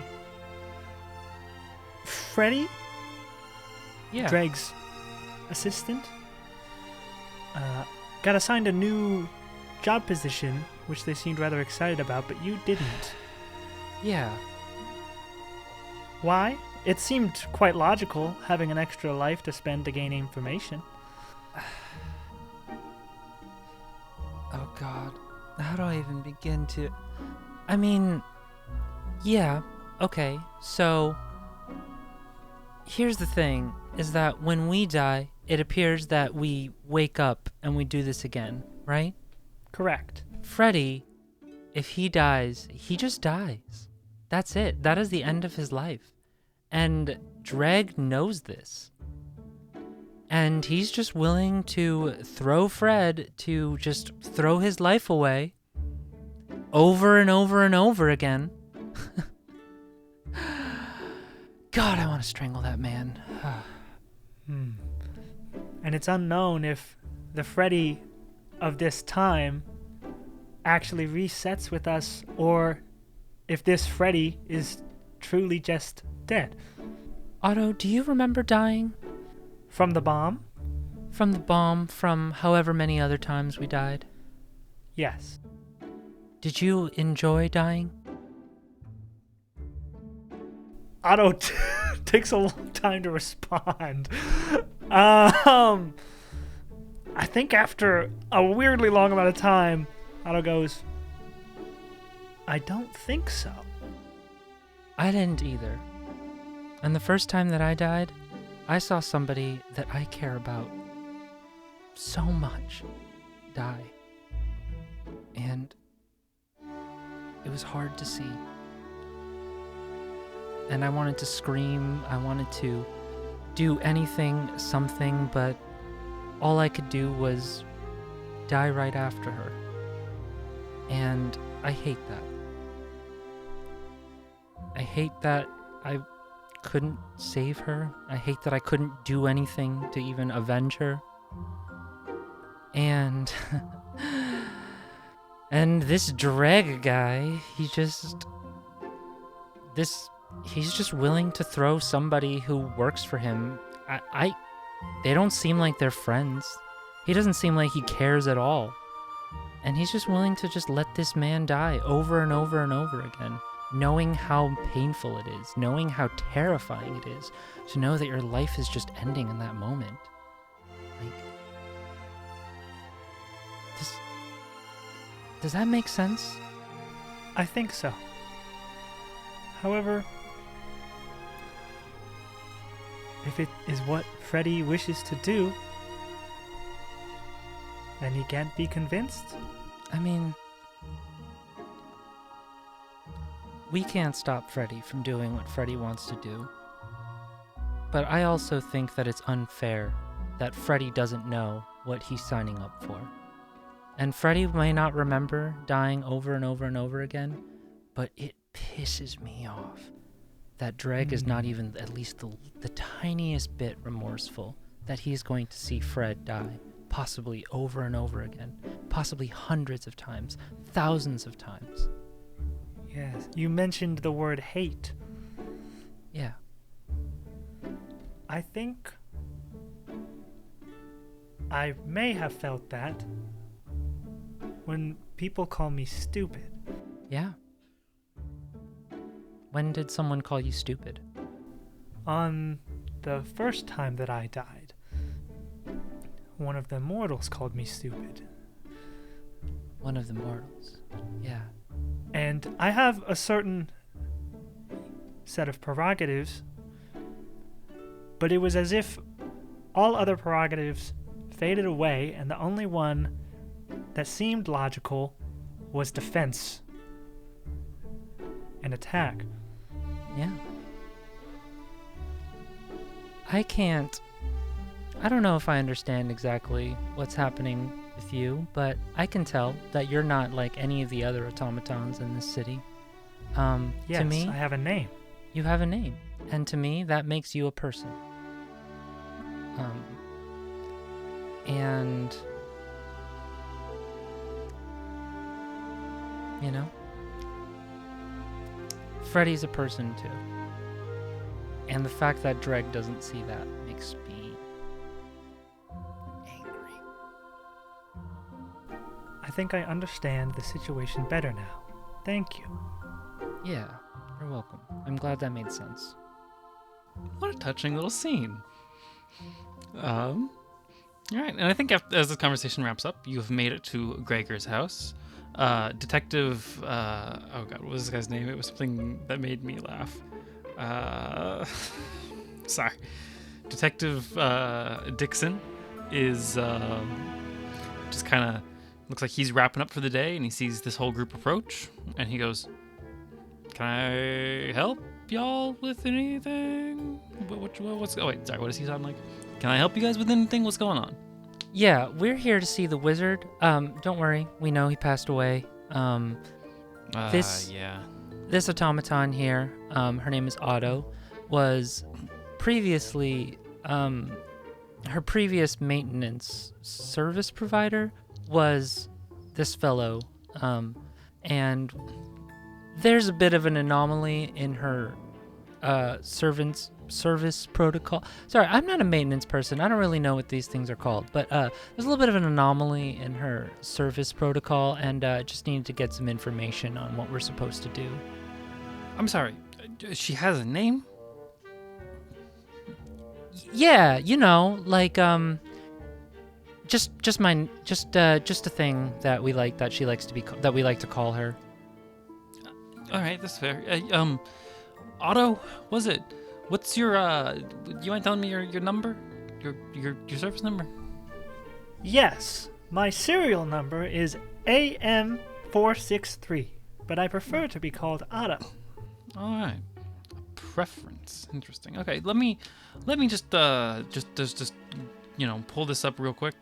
And he kind of walks over to another one of the automatons, and he goes, "All right, we're looking at the service info for AM463, possibly nicknamed Otto, I suppose." Okay. Yep. All right. I was like, yeah. So this unit used to be serviced by Gregor. Was the only one being serviced by Gregor, which is, kind of weird that he had one in the first place, but I guess maybe he just enjoyed the task and never reassigned it from back when he's been doing this for a long time. He did, however, update the service provider information on this one to you. That is correct. Yeah, he did that about 15 minutes before he died. Oh, interesting. So he just did that. Yeah, so for whatever reason, the strongest wizard in the entire Citadel, in the entire city, strongest person you or I probably ever would have met. Have you met the guy? No, I'd never heard of him before Otto gave me his name. Interesting. Yeah, for whatever reason, this hotshot big deal wizard guy who knows lots of magic, knows lots of spells, knows what's happening in the world, said, "Hey, I'm going to assign you service provider responsibilities for this one singular automaton who has a name, 15 minutes before he died." Yeah, so I'm not a service technician. I'm a member of the guards. I'm a guardsman, and so I just need some kind of, service manuals or any kind of records just indicating the protocol here. You know what I'm saying? From a one official to another. I can get you a manual actually, cause this guy had like a lot of books in here, like a whole library. And there's a man. I'm just gonna. And he kind of like walks away, goes into the house, and comes back out, and he hands you this real thick paper document, and he goes, "Here's the manual for these automatons." Okay. Great. That's exactly what I was looking for. Thank you so much. Is there anything else, kind of on Otto's maintenance? Otto's maintenance. I mean, you're welcome to look around for yourself. I'm gonna be honest with you. This guy's a wizard, so he's got like a whole wizard's library. You know how wizards are. Yeah. Yeah. Is it okay I'm if not going Otto through and all I of just take a quick sweep around, and we'll make sure not to disturb anything? This is a crime scene, right? Yeah, but it's also your house. I'm sorry. Say that. This is my house? This is Gregor's house. Yeah, Gregor left everything to you.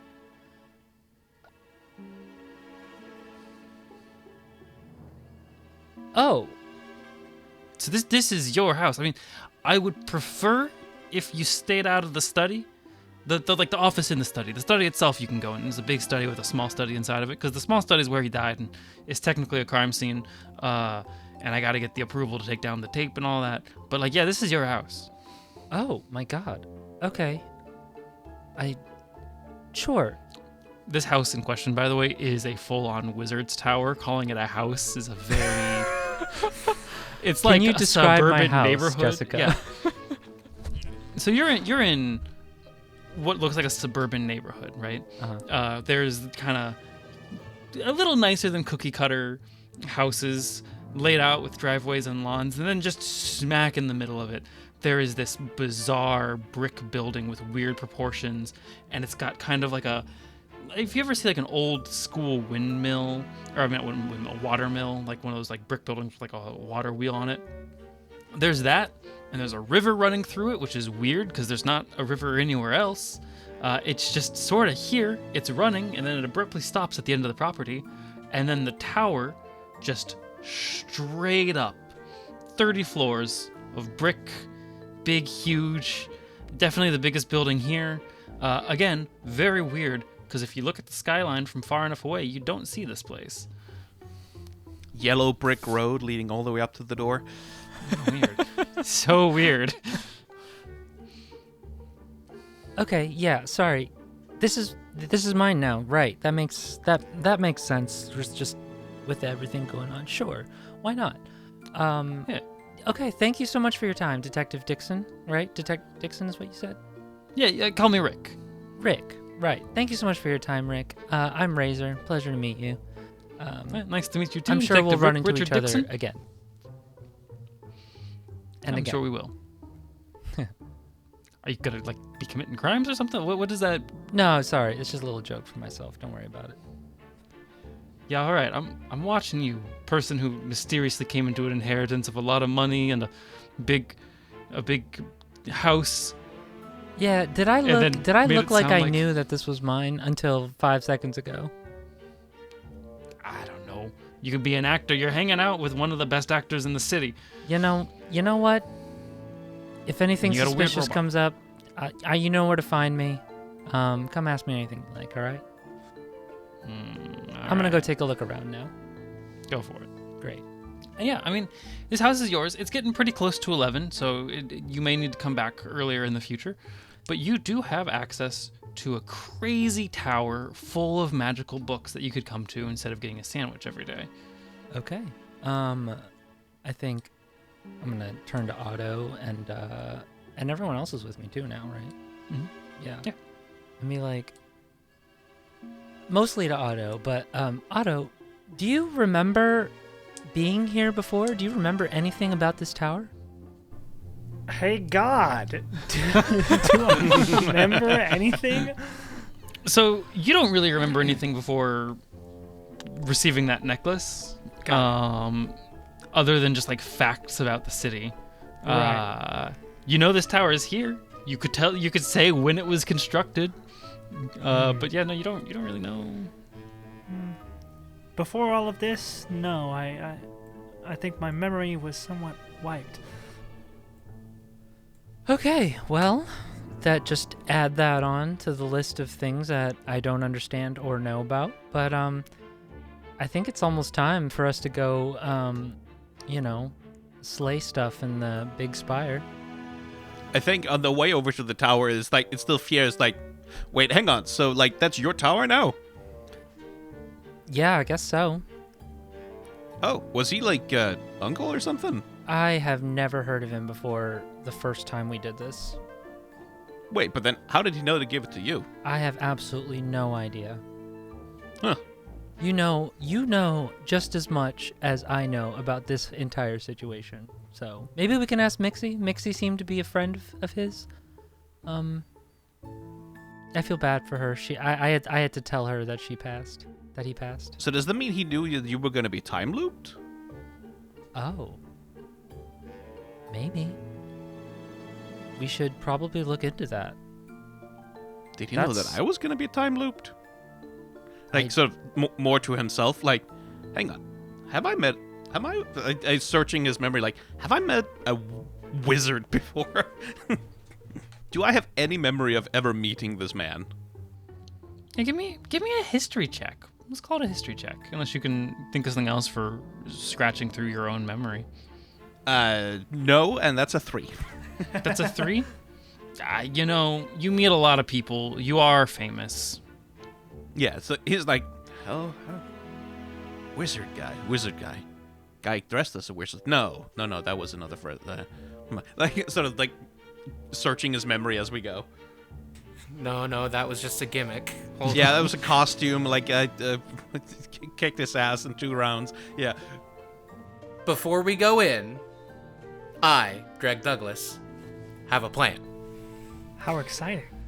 For you see, the politician before you has many abilities up his sleeve. Not direct combat ones, perhaps.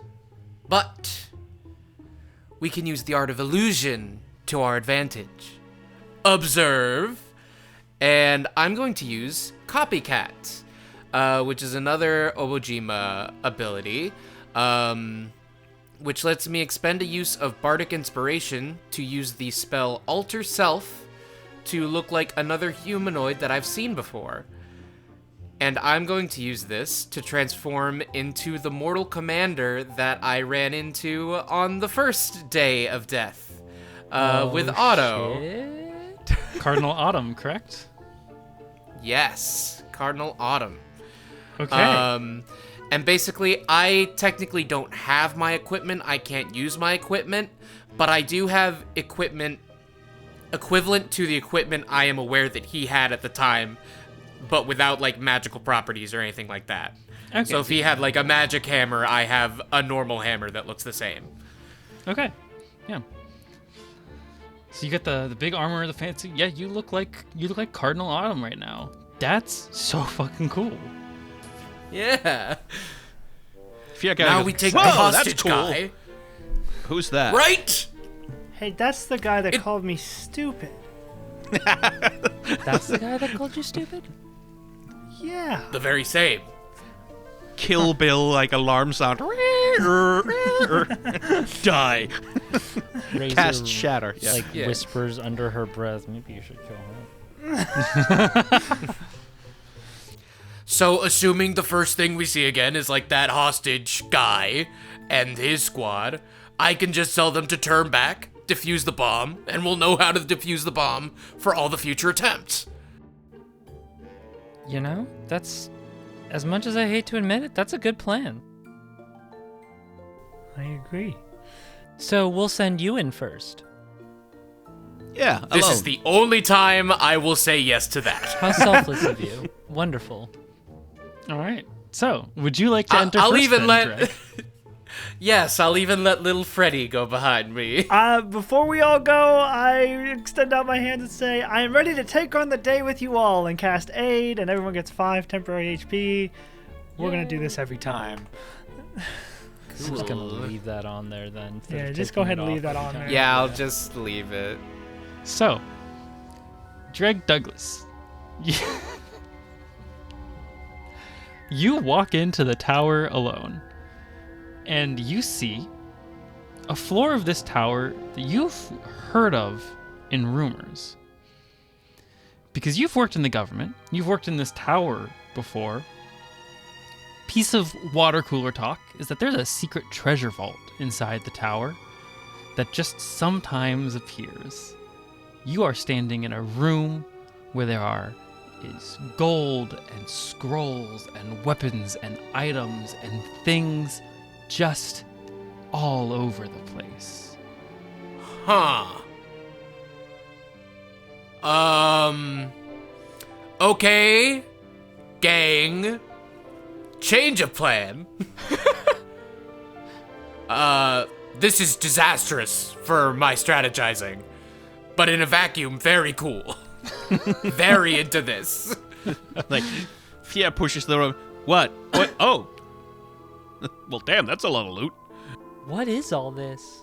It's the treasure vault. I didn't think it actually existed, or that I would ever see it.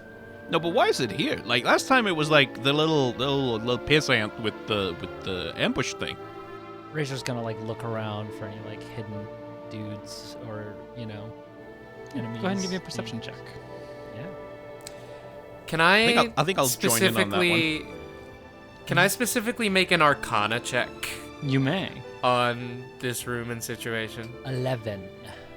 11. And Otto, are you rolling? 5. Yeah, for me. I'm gonna look around for. Well, I guess I want to look around for cool shit, but also I would love to see if I know anything about this room. Ooh. Actually, let's do that before we get to the rolls. Yes, you do know something about this room as an automata for the city. You know that there is a lot of treasure here. You know that this room is intentionally kept hidden and secret because there's a lot of stuff here, and people, like even in a utopian society, people are tempted to steal, especially in a place full of treasure like this. And so there are pressure sensors under most things of value that would cause an alarm to go off if something was taken. Be wary, everyone. When constructing this room, anything of value would be placed upon a pressure plate, and when removed would sound an alarm. Well, that's not good. We don't want to let the enemy know we're here. Also, with the 11 that you rolled, you know that there are no enemies in the room with you currently. Did anyone else tell me their roll? 5, so I don't think I really Yeah. spot anything. It's overwhelming. I got an 8 for the Arcana.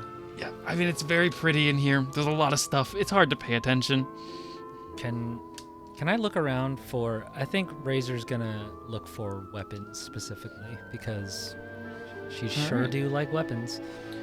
And since Razor spoke first, we're going to do Razor's weapon first, and if Razor can successfully get a weapon, we can go on to the next person. Give me a perception check.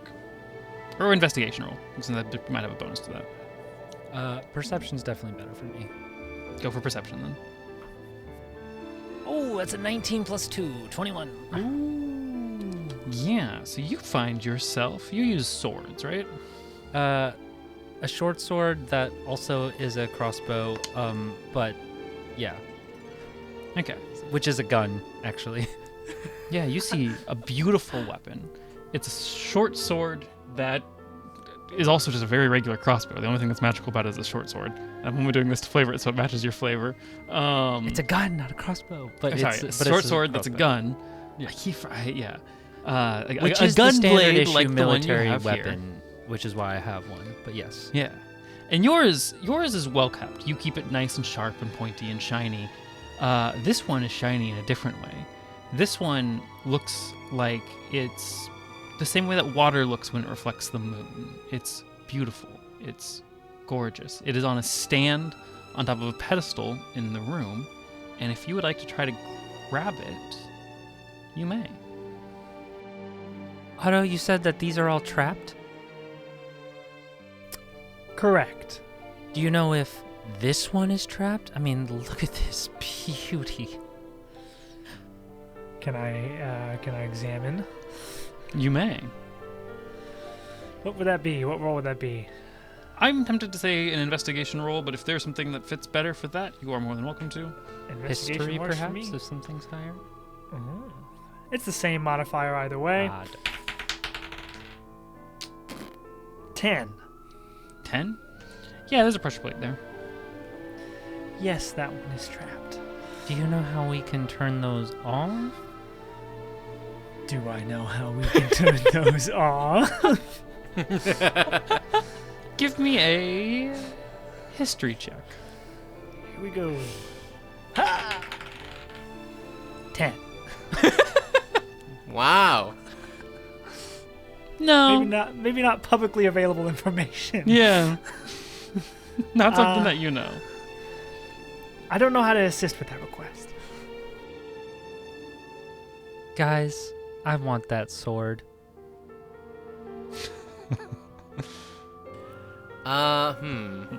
Is Fred with you? Fred's with us. Fred goes, "Oh, it's like that play where the archaeologist takes something of equal weight and swaps it with the thing at the same time. You could Yes. Alabama Smith. you could be just like Alabama Smith."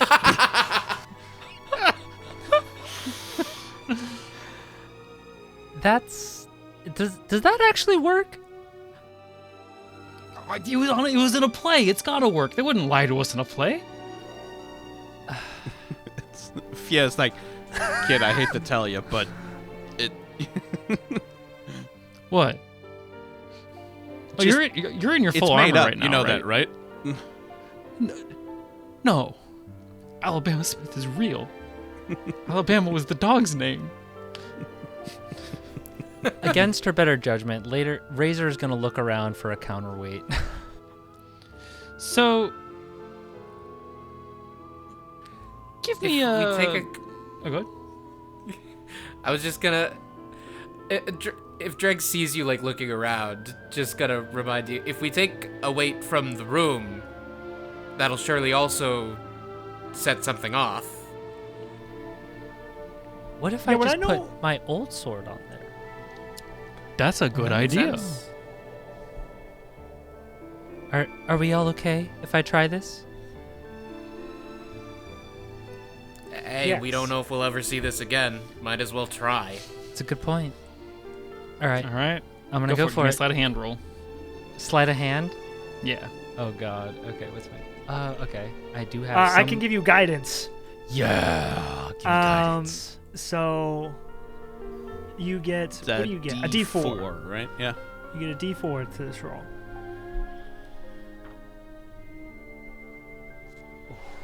Oh no. Let me find that D4. Get that D4 out, why don't you? Help action to give advantage? I don't know. I think you should have said that before the dice roll. Yeah. I don't know how I would help So- with it either. That's a 9 with everything. I rolled a natural 5. So you swap your Yikes. sword for the this beautiful moon-touched sword in front of you, and for a second it feels like everything worked until the pedestal starts sinking, and Fuck.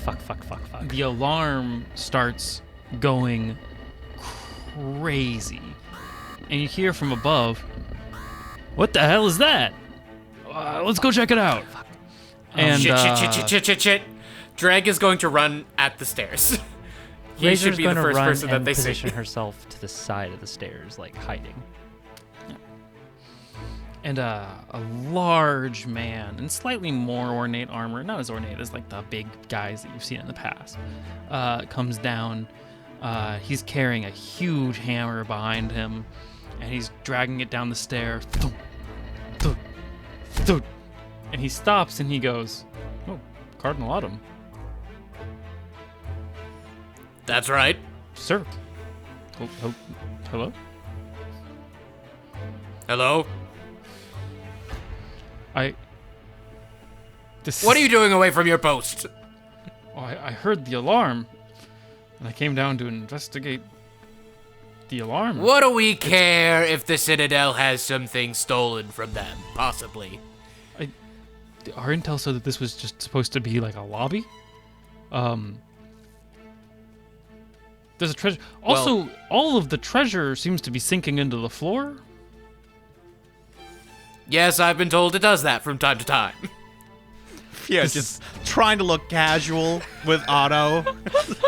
Highly unusual. Can you give me a deception check? Sure. That makes sense. I just want to say that Razor is like standing, like presumably behind the fake Cardinal Autumn, like by the door, like just ready to like take a swing at this guy. I got a 13 for this deception. I think I'm gonna add my bless roll. Okay. Ooh, yeah. Yeah. That bumped it to a 14. Cool stuff. I shouldn't tell you this, but 14 was what you had to beat. So your bless roll Yo! did save the day. Hey! And this man goes, all right, I mean, I guess I'll go upstairs. Cardinal, sorry about that. And he As turns you around and awkwardly drags his hammer behind him and kind of catching on the stairs going dunk, dunk, dunk. And he closes the door, and we will call that a successful encounter because you got an item. Josie, add the moon-touched sword to your inventory temporarily. We'll lose it on the reset. Moon-touched sword is a rules as written D&D item, so you should be able to find it on Beyond, but if not, I can send you a stat block. Touched short sword. Yes. Excellent. Excellent. Yeah, and then I think everyone should give yourselves 3 experience, because that would have been a real hard enemy that you got there, and you... I'm up to 6 total for this session so far. Yeah. Also, Mike, when you hit 10, you level up. The threshold is 10? Or 5. It was Sorry, 5 when you hit 5. for When you the hit 5. first Okay. level up, so you should probably level up by now.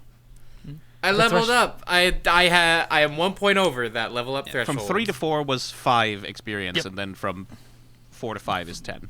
Yeah. Okay, so I have And a total of Alright, 11 now from the last time I leveled up. Reset it back to 0 from the last time you leveled up. Every level, we're going to go back to 0. So it would be a total of Right, 15 so- till you get to 5. I got 11 since the last time we leveled Oh, up. since the last time. So you're at the... That's right, because you trained. Yeah, because you trained, so Yeah, you will have a level okay. up as well. So for both of you, you can level up your characters between days. Yay! And That then makes sense. That means So- one rolls over. And I'm back. Yeah, and then one rolls over back. Yeah. Sick. To 1 XP. All right. And yeah, you are free to go on to the next floor. The treasure has sunk into the floor. It would have not let you take it if you tried it while it was sinking. The alarm did go off, which is what caused it. But you avoided combat with a big scary guy. Guys, I'm sorry. I thought I could pull that off. Well, think that was a luckily great I success. did. With some very believable and nimble-footed, witted improvisation. Yeah, you did a good job. Thanks, Drake. If Fierre's going to be like, you probably need a couple of improv classes before you really try and, like, you know, that was awkward, though. Well, there's always the next floor. This has worked so far, I'm leading the party again. And you are leading the party? I am in the front. Dreg, or Cardinal Autumn, you walk into a huge room. It feels like it shouldn't fit here. And there are just like two guys with huge bows and arrows, like big long bows, standing at the other side of the room. And as you walk up, one of them looses an arrow at you. Can you give me a dex save? Sure.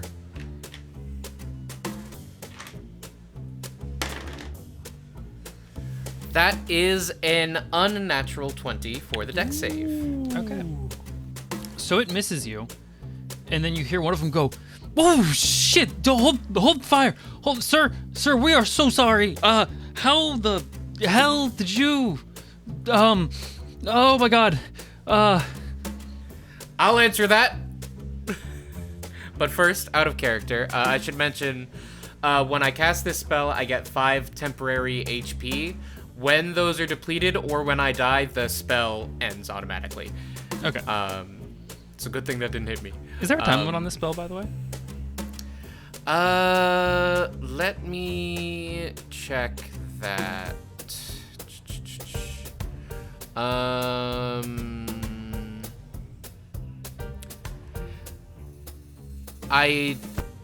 It doesn't require concentration. Let me check the alter self. Up to 1 hour, it says on the base spell. So, okay. Cool. I assume that holds true for the copycat version.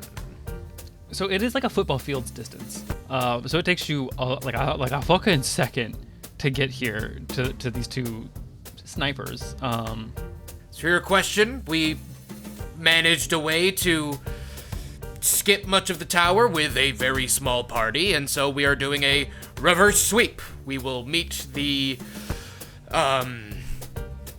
infiltrating forces somewhere in the middle, and we will know that we have cleared the tower from both ends. So hold your fire. I see. Yeah. Okay. When did you clear the tower?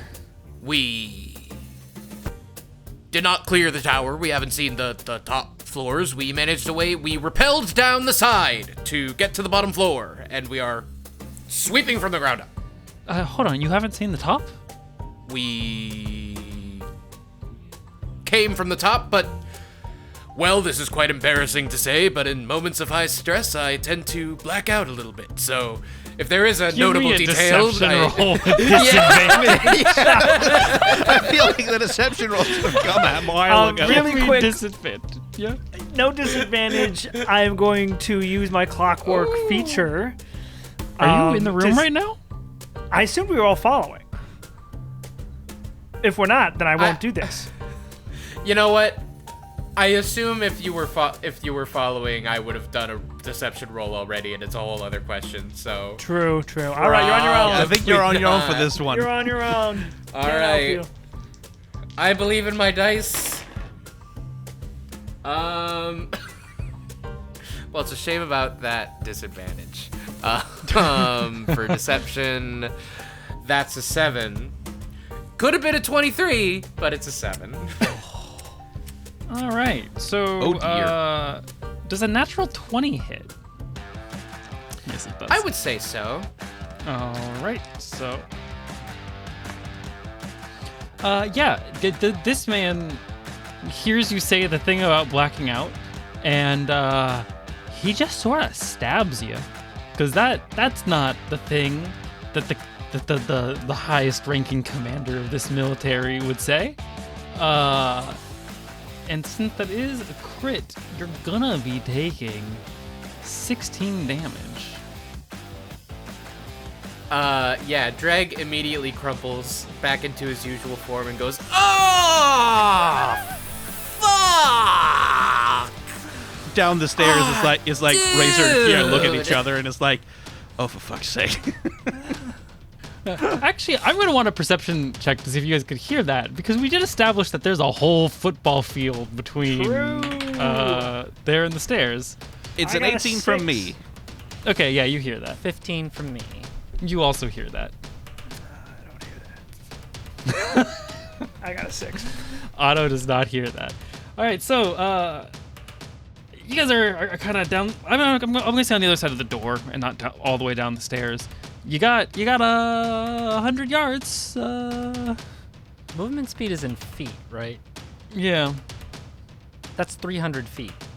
you got 300 feet between you and That's Dreg 10 Douglas. turns and- of walking speed and 5 turns of like dash. Oh god. And there's 2 guys right up there on Dreg. So, Dreg, we're gonna start with your turn, and then we're gonna do the snipers, and we're gonna do the rest of the party. How's that sound? I am going to cast Color Spray. Ooh. You launch a dazzling array of flashing, colorful light. Each creature in a 15-foot cone originating from you must succeed a Constitution saving throw or have the blinded condition until the end of your next turn. All right. Yeah, I will. What's the saving throw? The saving throw is 13. I mean, what stat am I rolling? Dex, Con, Oh, Constitution. Con. Okay. That is a no. Both of them fail the saving throw. Do we take any damage? Nope. It's just the condition. All right. So you have blinded the both of them. Remind me what the blind condition does. That's a great question. Certainly Let's give see. disadvantage on They attack. can't see. They fail any ability check that requires sight. Any attack roll against them has advantage, and their attack rolls have disadvantage. Okay. So yeah. And since they rely on ranged attacks, like they can only attack things that they can see with, I believe, with ranged attacks, like you have to be able to see the thing you're shooting at. Yeah. If I remember right. Like That it's is melee where you correct. can make it blind swing, right? Yeah. So the one that stabbed you is gonna roll with disadvantage, and I should say I also use my Oh. bonus action to don my stone mask. Once fuck again. yeah. So the first one, who was swinging at you with the knife, with disadvantage rolled a 3, so he's just kind of swinging wild. And the second one does a 12 hit you. My AC is 12. Okay. So does that?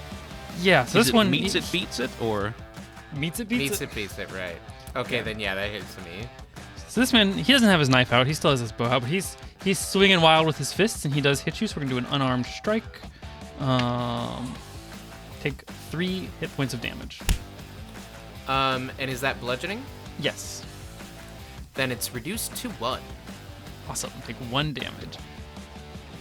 Now, for the rest of our party, you see a room that's too big to fit where it is, about a football field in length, and at the very other end of it, you got 2 blind men, one with a knife, one with his fists, swinging randomly at Dreg Douglas, who appears to have been stabbed once. what the hell did you do? Improvise! Well, don't! Like, jogging to try and get across. I mean, for me, it's like my action's just going to be dash to try and close some distance. Yeah, same. Dash action. Same. 60 feet. All right, just 4 more dashes and you make it. Dreg, I believe you have this turn, and then your opponents are no longer blinded. That is correct. What? But What should? I have 4 spell slots for level 1. I count also as splitting the have party? okay. I actually have something for this exact situation, which What? is insane. What? Wait, no, they have to be within range. No, frick. This is a 30-foot spell. I have a spell. they are. I have a spell. Yeah, you're They right are? upon them. Yeah, one of them just You're stabbed right you. up next to them. No. This is for friendly creatures because I have a spell called At Your Side, which, for the duration, each target's speed increases by 5 feet, and whenever an affected creature ends its turn, use their reaction to move up to half their speed. It makes it easier to move closer to the people you're bonded with the spell. I see. But I'm a football field away, so I can't cast it. So we're gonna do a color spray again. Well, actually, should I? I would wait till the first one wears off. Yeah, that makes sense. Well, Does the it- first one wears off on my turn. Oh, it wears off at the end of your turn, not the end of theirs? Yeah, at the end of my Unfortunate. Unfortunate timing. And does color Okay, spray I am gonna say that they do- have to be able to see you because they are currently blinded? It doesn't say that specifically, but Okay, that then yeah. would make sense. Yeah, if it doesn't say it, I'll let you get away with it. I'll cast one more color spray to close the distance a little bit, and then next turn, I will do something a little different because I don't want to use all my spell slots on this room. Let me just double check blinded real quick to make sure I don't lose any. Do I have disadvantage on? Huh. Okay. That's a fail. One of them succeeds. So the one with the knife failed, Very bad. but the one who didn't have the knife out succeeded. Any bonus action?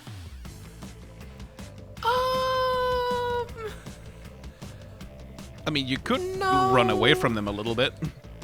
Wait, actually, let me check what my Fox Max does, because that could help me out big time. They are also both still Big blinded, so if style. you're worried about an attack of opportunity, they have disadvantage on you. I am going to use my bonus action to switch to the Fox Mask. Here's what that does. While wearing this mask, you can move through a hostile creature's space regardless of its size, and another creature's space isn't difficult terrain for you. Additionally, your AC increases by 1, and when you make a dexterity saving throw, you can use your reaction to gain advantage on the roll. So, I think I'm going to use that. By that logic, would I be able to run behind the one I blinded? I guess I'd still take an opportunity attack. I mean, you're taking an opportunity attack with disadvantage because they're both blinded at the moment. Oh, right, my turn isn't over. Yeah. Okay, yeah. So I'm gonna run just behind them. Because if they're looking at me, they're not looking at my friends. All right. My compatriots, excuse me. Let's not get ahead of ourselves. Yeah, we'll have to die Yeah. together a few more times before we graduate to friendship. More than The a few knife for some of one- us, just saying. Yeah. Knife guy is gonna take an opportunity attack against you if you're doing that. And that's gonna be. Does a 13 hit? Yeah, 13 hits, because our AC increased to 13 with that mask. Oh, it was +1. Not Whole lot of +2? use that did. R.I.P. Yeah. All right, so you're taking a knife. You're taking a knife. Oh. Go ahead and take 7 more points of damage. Piercing. So that's... No, I don't have Stone Mask anymore. Fuck. Yep, Okay. 7 damage. I have 7 health left. Ooh. Okay, and that means it's the next turn. Knife guy is still blinded, still swinging wildly, just hoping. The other guy, not so much. And he can see again. And he's got a bow and arrow. And he's gonna shoot you with that bow and arrow. 'Cause the thing We're he so does- close. That's so unnecessary. That's- Perhaps too close, because the shot does go wide. I'm assuming a 6 does not hit you. it does not. It's so. Now to the rest of the party, these 2 snipers who originally you were going to be dodging sniper shots for 4 turns while you ran up at them, are no longer aiming at you. They're both aiming at the guy who, despite all expectations, made himself the target. Which means you are free to dash if that's what you want to do. If you want to do anything else, you're welcome to as well. You have 4 more turns of dashing to go. Razor is going to see that it is really not going well for Dreg, and she is going to dash, and then also with and then push herself using an action surge to dash again. I was about to say the same Okay. thing. Yeah, That so I'll be doing the same thing. So, So our is 2 that- martial classes. Is that 120? So now, yeah, it's 120 speed of. Actually, I have a 35-foot walking speed, so for me it's actually 140. So I'll get out ahead a little bit. I'm getting left in the dust. that does Captain America place sprinting. me, I think, 120 feet away still. Yes. Yeah, I was trying to do the math. All right, so that means you what? You only have 2 turns of dashing now that you have to make? Yes. Or- yeah, I'm like 100 feet away, I think. If I'm Well, I dash and I'm Counting this 180 right. feet away. All right. Drake Douglas, you're in a spot. What you doing? running up like, God damn it! Just dodge! I'm trying. I am, because I do want to conserve some. One more hit and I'm dead. I think I'm just gonna color spray again, actually. Yeah. If it ain't broke, and my body is about to be broke, so. Fucking incredible. You blind them both again. Amazing. It's still 13, right? Yes, it's Yep. still 13. Yeah, you blind them both again. So you got stabbed the one time, and then, which means they're both swinging wild. I think can't do ranged attacks. Only one of them is really in range of you, is the one that you ran behind. So I guess I'll roll with disadvantage for him. You have the Fox Max on still, so a 12 does not hit you. Yes! Okay. Just For barely. the record, that first roll was a nat 20. The disadvantage from color spray saved your ass.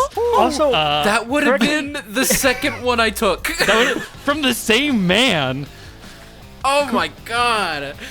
This guy Correct me did if I'm not like my wrong. impersonation. we don't do death saves, do we? When we No. hit 0, we just die? You hit 0, you die. Got it. So, Yeah. So you are eking by. To the rest of the party, what you got? Dash. I'll let the others go first for this one. Yeah. I have to dash Actually, hang action. on. I am technically in range to throw a weapon, aren't I? Yes, I am. Ooh. Answer shit. Yeah, I'm getting. I after this turn, I'll be within range for some of my spells. So, Yeah. I do have but to dash action. I'd need to use my action to grab it and pull it out. Yeah, no. So that'll have to wait. Dash. Just Okay. dash. dash Dash. action. I'm at 120 feet. And Razor, what you got? Razor is finally in range to make a crossbow attack. Yeah, shoot So- somebody with your gun sword. So she pulls out her gun, and still running full speed for flavor. Still running full speed ahead, and just like tries to like hit one of these two. The one with the crossbow probably seems a little more dangerous than the guy flailing with the dagger. With the longbow? Okay. Yeah. Oh, with the longbow. All right. So Roll to hit. yeah.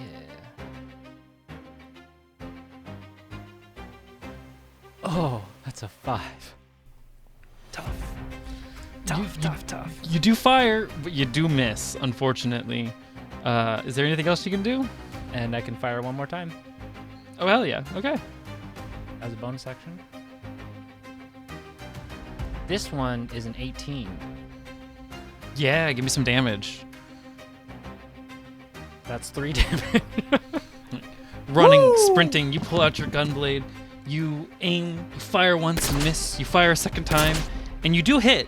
3 damage, it's not a lot, but it hits, and you've got this man's attention. He's still blinded, but he knows what getting shot feels like, and he's aware that he's got to focus on not just the man in front of him now. Kind of recoils a little bit, going, shit, can't see, damn it. And Dreg. Oh, and also have continued to run forward, so the full 33. Yeah. I am now within, I think, 55 feet of where they are, if I'm calculating this correctly. Okay. 55. Oh, no, wait, actually, because I was 100 feet away and I dashed, and I have 35 walking speed, so that's 70, so that's... Yes, you I'm like 30 within feet away. 30 feet then. Yeah, you're Nice. real close. Which means, Dreg, you probably only have to get through one more turn with Knife Guy before backup is officially here. What? One more turn with Mr. Critical. Yeah. Yeah, considering how the last few turns have went, I think I'm just gonna use my last first level spell slot. Another color spray. Really can't afford not getting out of this alive. All right. Knife guy rolls a 14. Well, it was nice knowing you all. Not knife guy rolls a 12. Still blind. Well, And so knife guy. Oh, do you have anything else you want to do on your turn? last words, but I'll save that for when I die. You're not gonna die. You're gonna be fine. If this damage roll is over a 7, I will. We'll pick up your clockwork gears. Knife guy goes. Loot God. his body. Damn it. Yeah. Just free stuff. No. He goes, God damn it, would you quit doing that? And he throws his knife. He throws his knife at you. Does a 19 hit? That's not a Yeah, 19 I on the would dice, say- that's 19 total. Okay. I would say a 19 hit, yeah. So you take 11 points of damage. It was nice knowing you all. And he just goes, would you quit doing that? And throws his knife. And it just right between the eyes. And the rest of you see Dreg Douglas just fall limp in front of you. And Like, literally, like, as Pierre's, like, kind of right there. It's like, oh, for fuck's sake! and then do you have any last words that you want to say, Dreg Douglas, as you're falling limp? Like you're I wish I did so many more obscene and taunting things when I was wearing your commander's face. And the second guy, still fucking blinded for one last turn, giving your party the safety they need to get in range, I think is just swinging wild. I think he doesn't know what the fuck's going on. He's blind. He can't shoot. So now, party. Skyan, I think you had something you wanted to do because you're the closest. Let's go with you first. You're 30 feet away. I am the closest that I am. I'm gonna launch and smack knife guy with my spear. That's Okay. what I'm gonna do. Yeah, giving that. You're doing the jump, so you got the advantage, right? Oh, right, yes. So so- that was a 12 on the first one and a 17 on the other one. So Yes, that 17. certainly hits. Excellent. And since I am using the lance, I'll roll it's a D12 with launch, right? Mm-hmm. I'm just gonna check and make sure that is correct to what I'm doing. Yes. So that is Alright. 7 damage plus the D8 from the launch, which is an extra 1 damage. It's something. It's fatal, is what it is. These guys are pretty squishy. They didn't have a ton of health. The goal was just to get to them.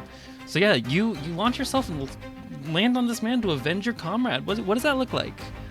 It basically just, it literally is like this thing of like, guy throws the knife like right as Fierre's about to like jump into the air. He sees Drek go down, like, for fuck's sake, and then like lands on the guy and stabs him. Like, could you not have lived 2 seconds longer? Oh. Yelling at the corpse. Yeah. And then do you have any other actions you want to take this turn? Nope, that's all I can do. All right. Razor, what you got? I think that now places me 90 feet away, correct? Yeah. Okay. And Razor is now going to do the thing that we had talked about previously. Okay. Yeah. Razor is tired of seeing people dying. She has seen her loved ones die. She has died several times herself and known that because she died, that everybody else and so many people in the Citadel have died. She has seen Dreg, despite, take such a callous attitude towards death, regarding his minion, I guess is maybe the right word to use. But Razor is fucking tired of seeing people die. And she continues to run forward And now with using the full 30 feet of movement that she has and within 60 feet of range, once again yells this guttural like scream from the bottom of her stomach in fury, and as she charges and casts Witch Bolt at the remaining guy. And what is Witch Bolt? Do I have to do a saving throw, or do you just hit? It is a hit. It is a hit die, so we'll roll a... I'm really glad that hit because that was supposed to be real dramatic, but it's a 22. Yeah, how much damage am I taking? Witch Bolt's a big one. 2d12, and that is 16 damage. Yeah, you know when like a bug hits a bug zapper? This impact is kind of like that. It's just bam, and then... And that guy is just dead. Like, it's fast, it's violent, it's sudden. He's just dead. Okay, and so Razor kind of like sees that, you know, the two are dead and just like stops running and like, you know, panting. She's just been like sprinting at full speed towards this guy. And then kind of like walks over to Dreg's body and says, and God damn it! Damn it! And then she like just like kneeling by his body and like covering her, like, you know, covers her face with her hands, and then also just like looks at her hands because as far as she's known, she does not know how to use magic, has never cast anything before. So she's like, you know, just kind of like sitting there quietly in thought and shock. As you're doing that, a couple things happen. More gears pop up like you had in the past, 3 per person. And you can probably take those how you want. But then also, you hear the sound of a distressed Fred going, "No, no, no, no, no!" And he runs over to Dreg's body and he collapses down to his knees and he goes, "Boss, no! You were supposed to let me be your meat shield, man. I failed you. I never even got to tell you, and now you're dead." And he's just sobbing and sobbing and sobbing. Yeah, Fia like pulls his lance out of the one dead guy. Is like, right, okay, well. And about 12 seconds later, Otto pulls up and goes, Literally, like Fia looks at Razor and is like, so, like, if we actually win this, right? The time loop ends and then he's dead. Do we just leave him like that, or do we? I'm sorry, Dreg. Next time. I'm picking up the gears. Yeah. And then Razor's gonna actually just like go over to Fred and then like still and like kneeling down on get up and kneeling down on one knee and just kind of like puts her hand on Freddy's shoulder. She's like, "I'm so sorry." Thank you. Oh, God. I was just trying to repay him. Oh, God, okay. Repay him? What do you mean? He doesn't even know this, but he saved my life. I'd be dead if it weren't for him. I owe this man everything. Oh. Dreg? He was a hero. Are you sure? Yeah, I'm sure he's a good man. He's a hero. How did he save your life? His whole thing, it's personal. I'm sorry, I'm grieving. Can I? Yeah, sorry. I can answer questions later. I need a moment, you know? Yeah.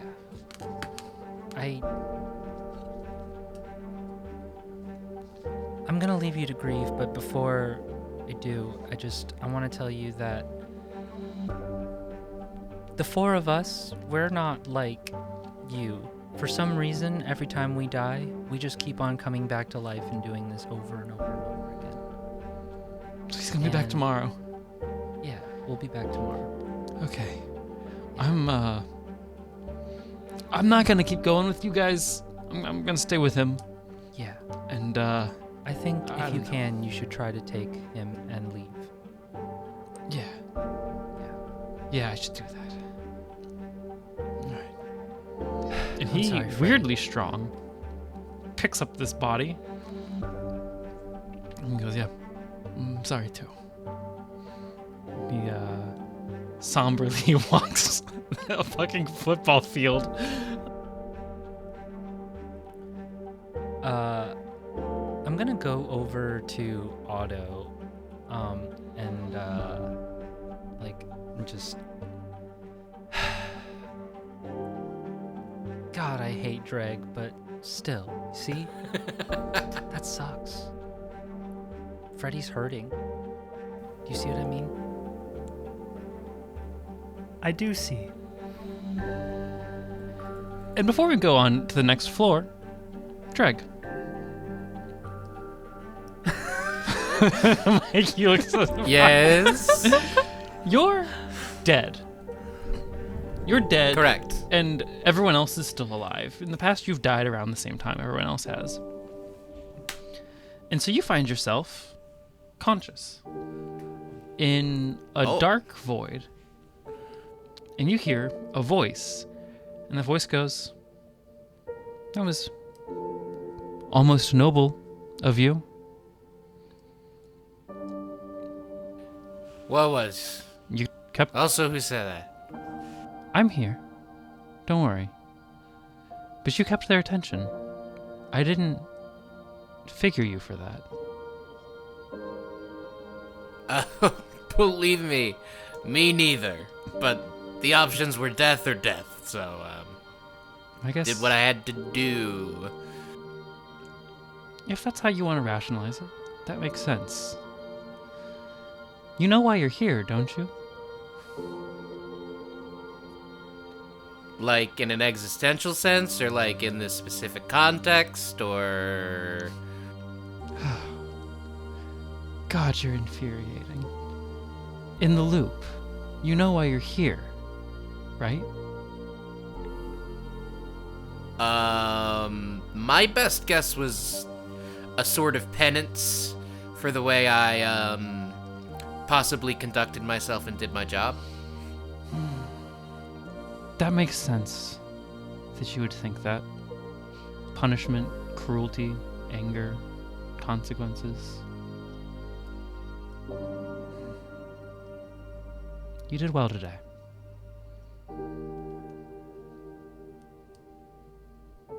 Okay, are you gonna elaborate? Like, was the hate and the punishment thing correct, or because it's not my combat ability? There's just silence, and you just have some time to yourself in the void. Boy. So- Void time. Boy. You can go ahead and do your leveling up. You can think about what Dreg Douglas would be thinking about in the amount of time that it takes for the next day to come after having that conversation in the void. Void, void, void. Boy. And for the rest of the group, third floor, shall we? Onwards All and right. upwards. That is a non-combat encounter. All right, you're in a room. Big open room. There's a pedestal on the center. There's some ticking noises. You know the drill. 30 seconds? Not this again. Like On the clock. He turns around, like door slams in his face. get- It's like Not the blue one! on. Not the blue one! What were the color options? Red, yellow, green, blue. I cut the green wire. You cut the green wire, and everything fades to white. Fuck! not green either. I need you guys to know you have the way I'm doing this is I'm rolling my d4, and if it's an odd number or an even number, decides if it's the combat or the non-combat table. And I've got 20 encounters for each, and I'm rolling a d20. So you've essentially got a 1 in 40, and you've gotten this twice. Insane. Very nice. Very nice. Yeah. So, because you're all dead at the same time, no void time for any of you today. Woo! But I think that's probably a good place to end it. We've had 2 runs of the tower. We've had a little bit of a town investigation. Oh, I gotta mark the whiteboard. Fuck.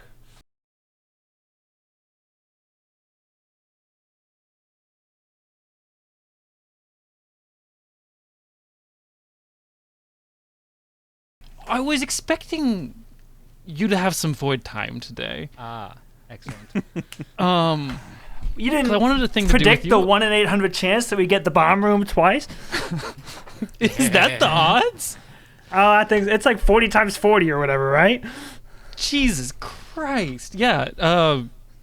I guess it's a 1 in 800. Oh, no, Don't it's, go buy a lottery 1 in ticket. 1600, sorry. Okay. 1600. 1,600. 1 in Jesus. 1600 chance, yeah.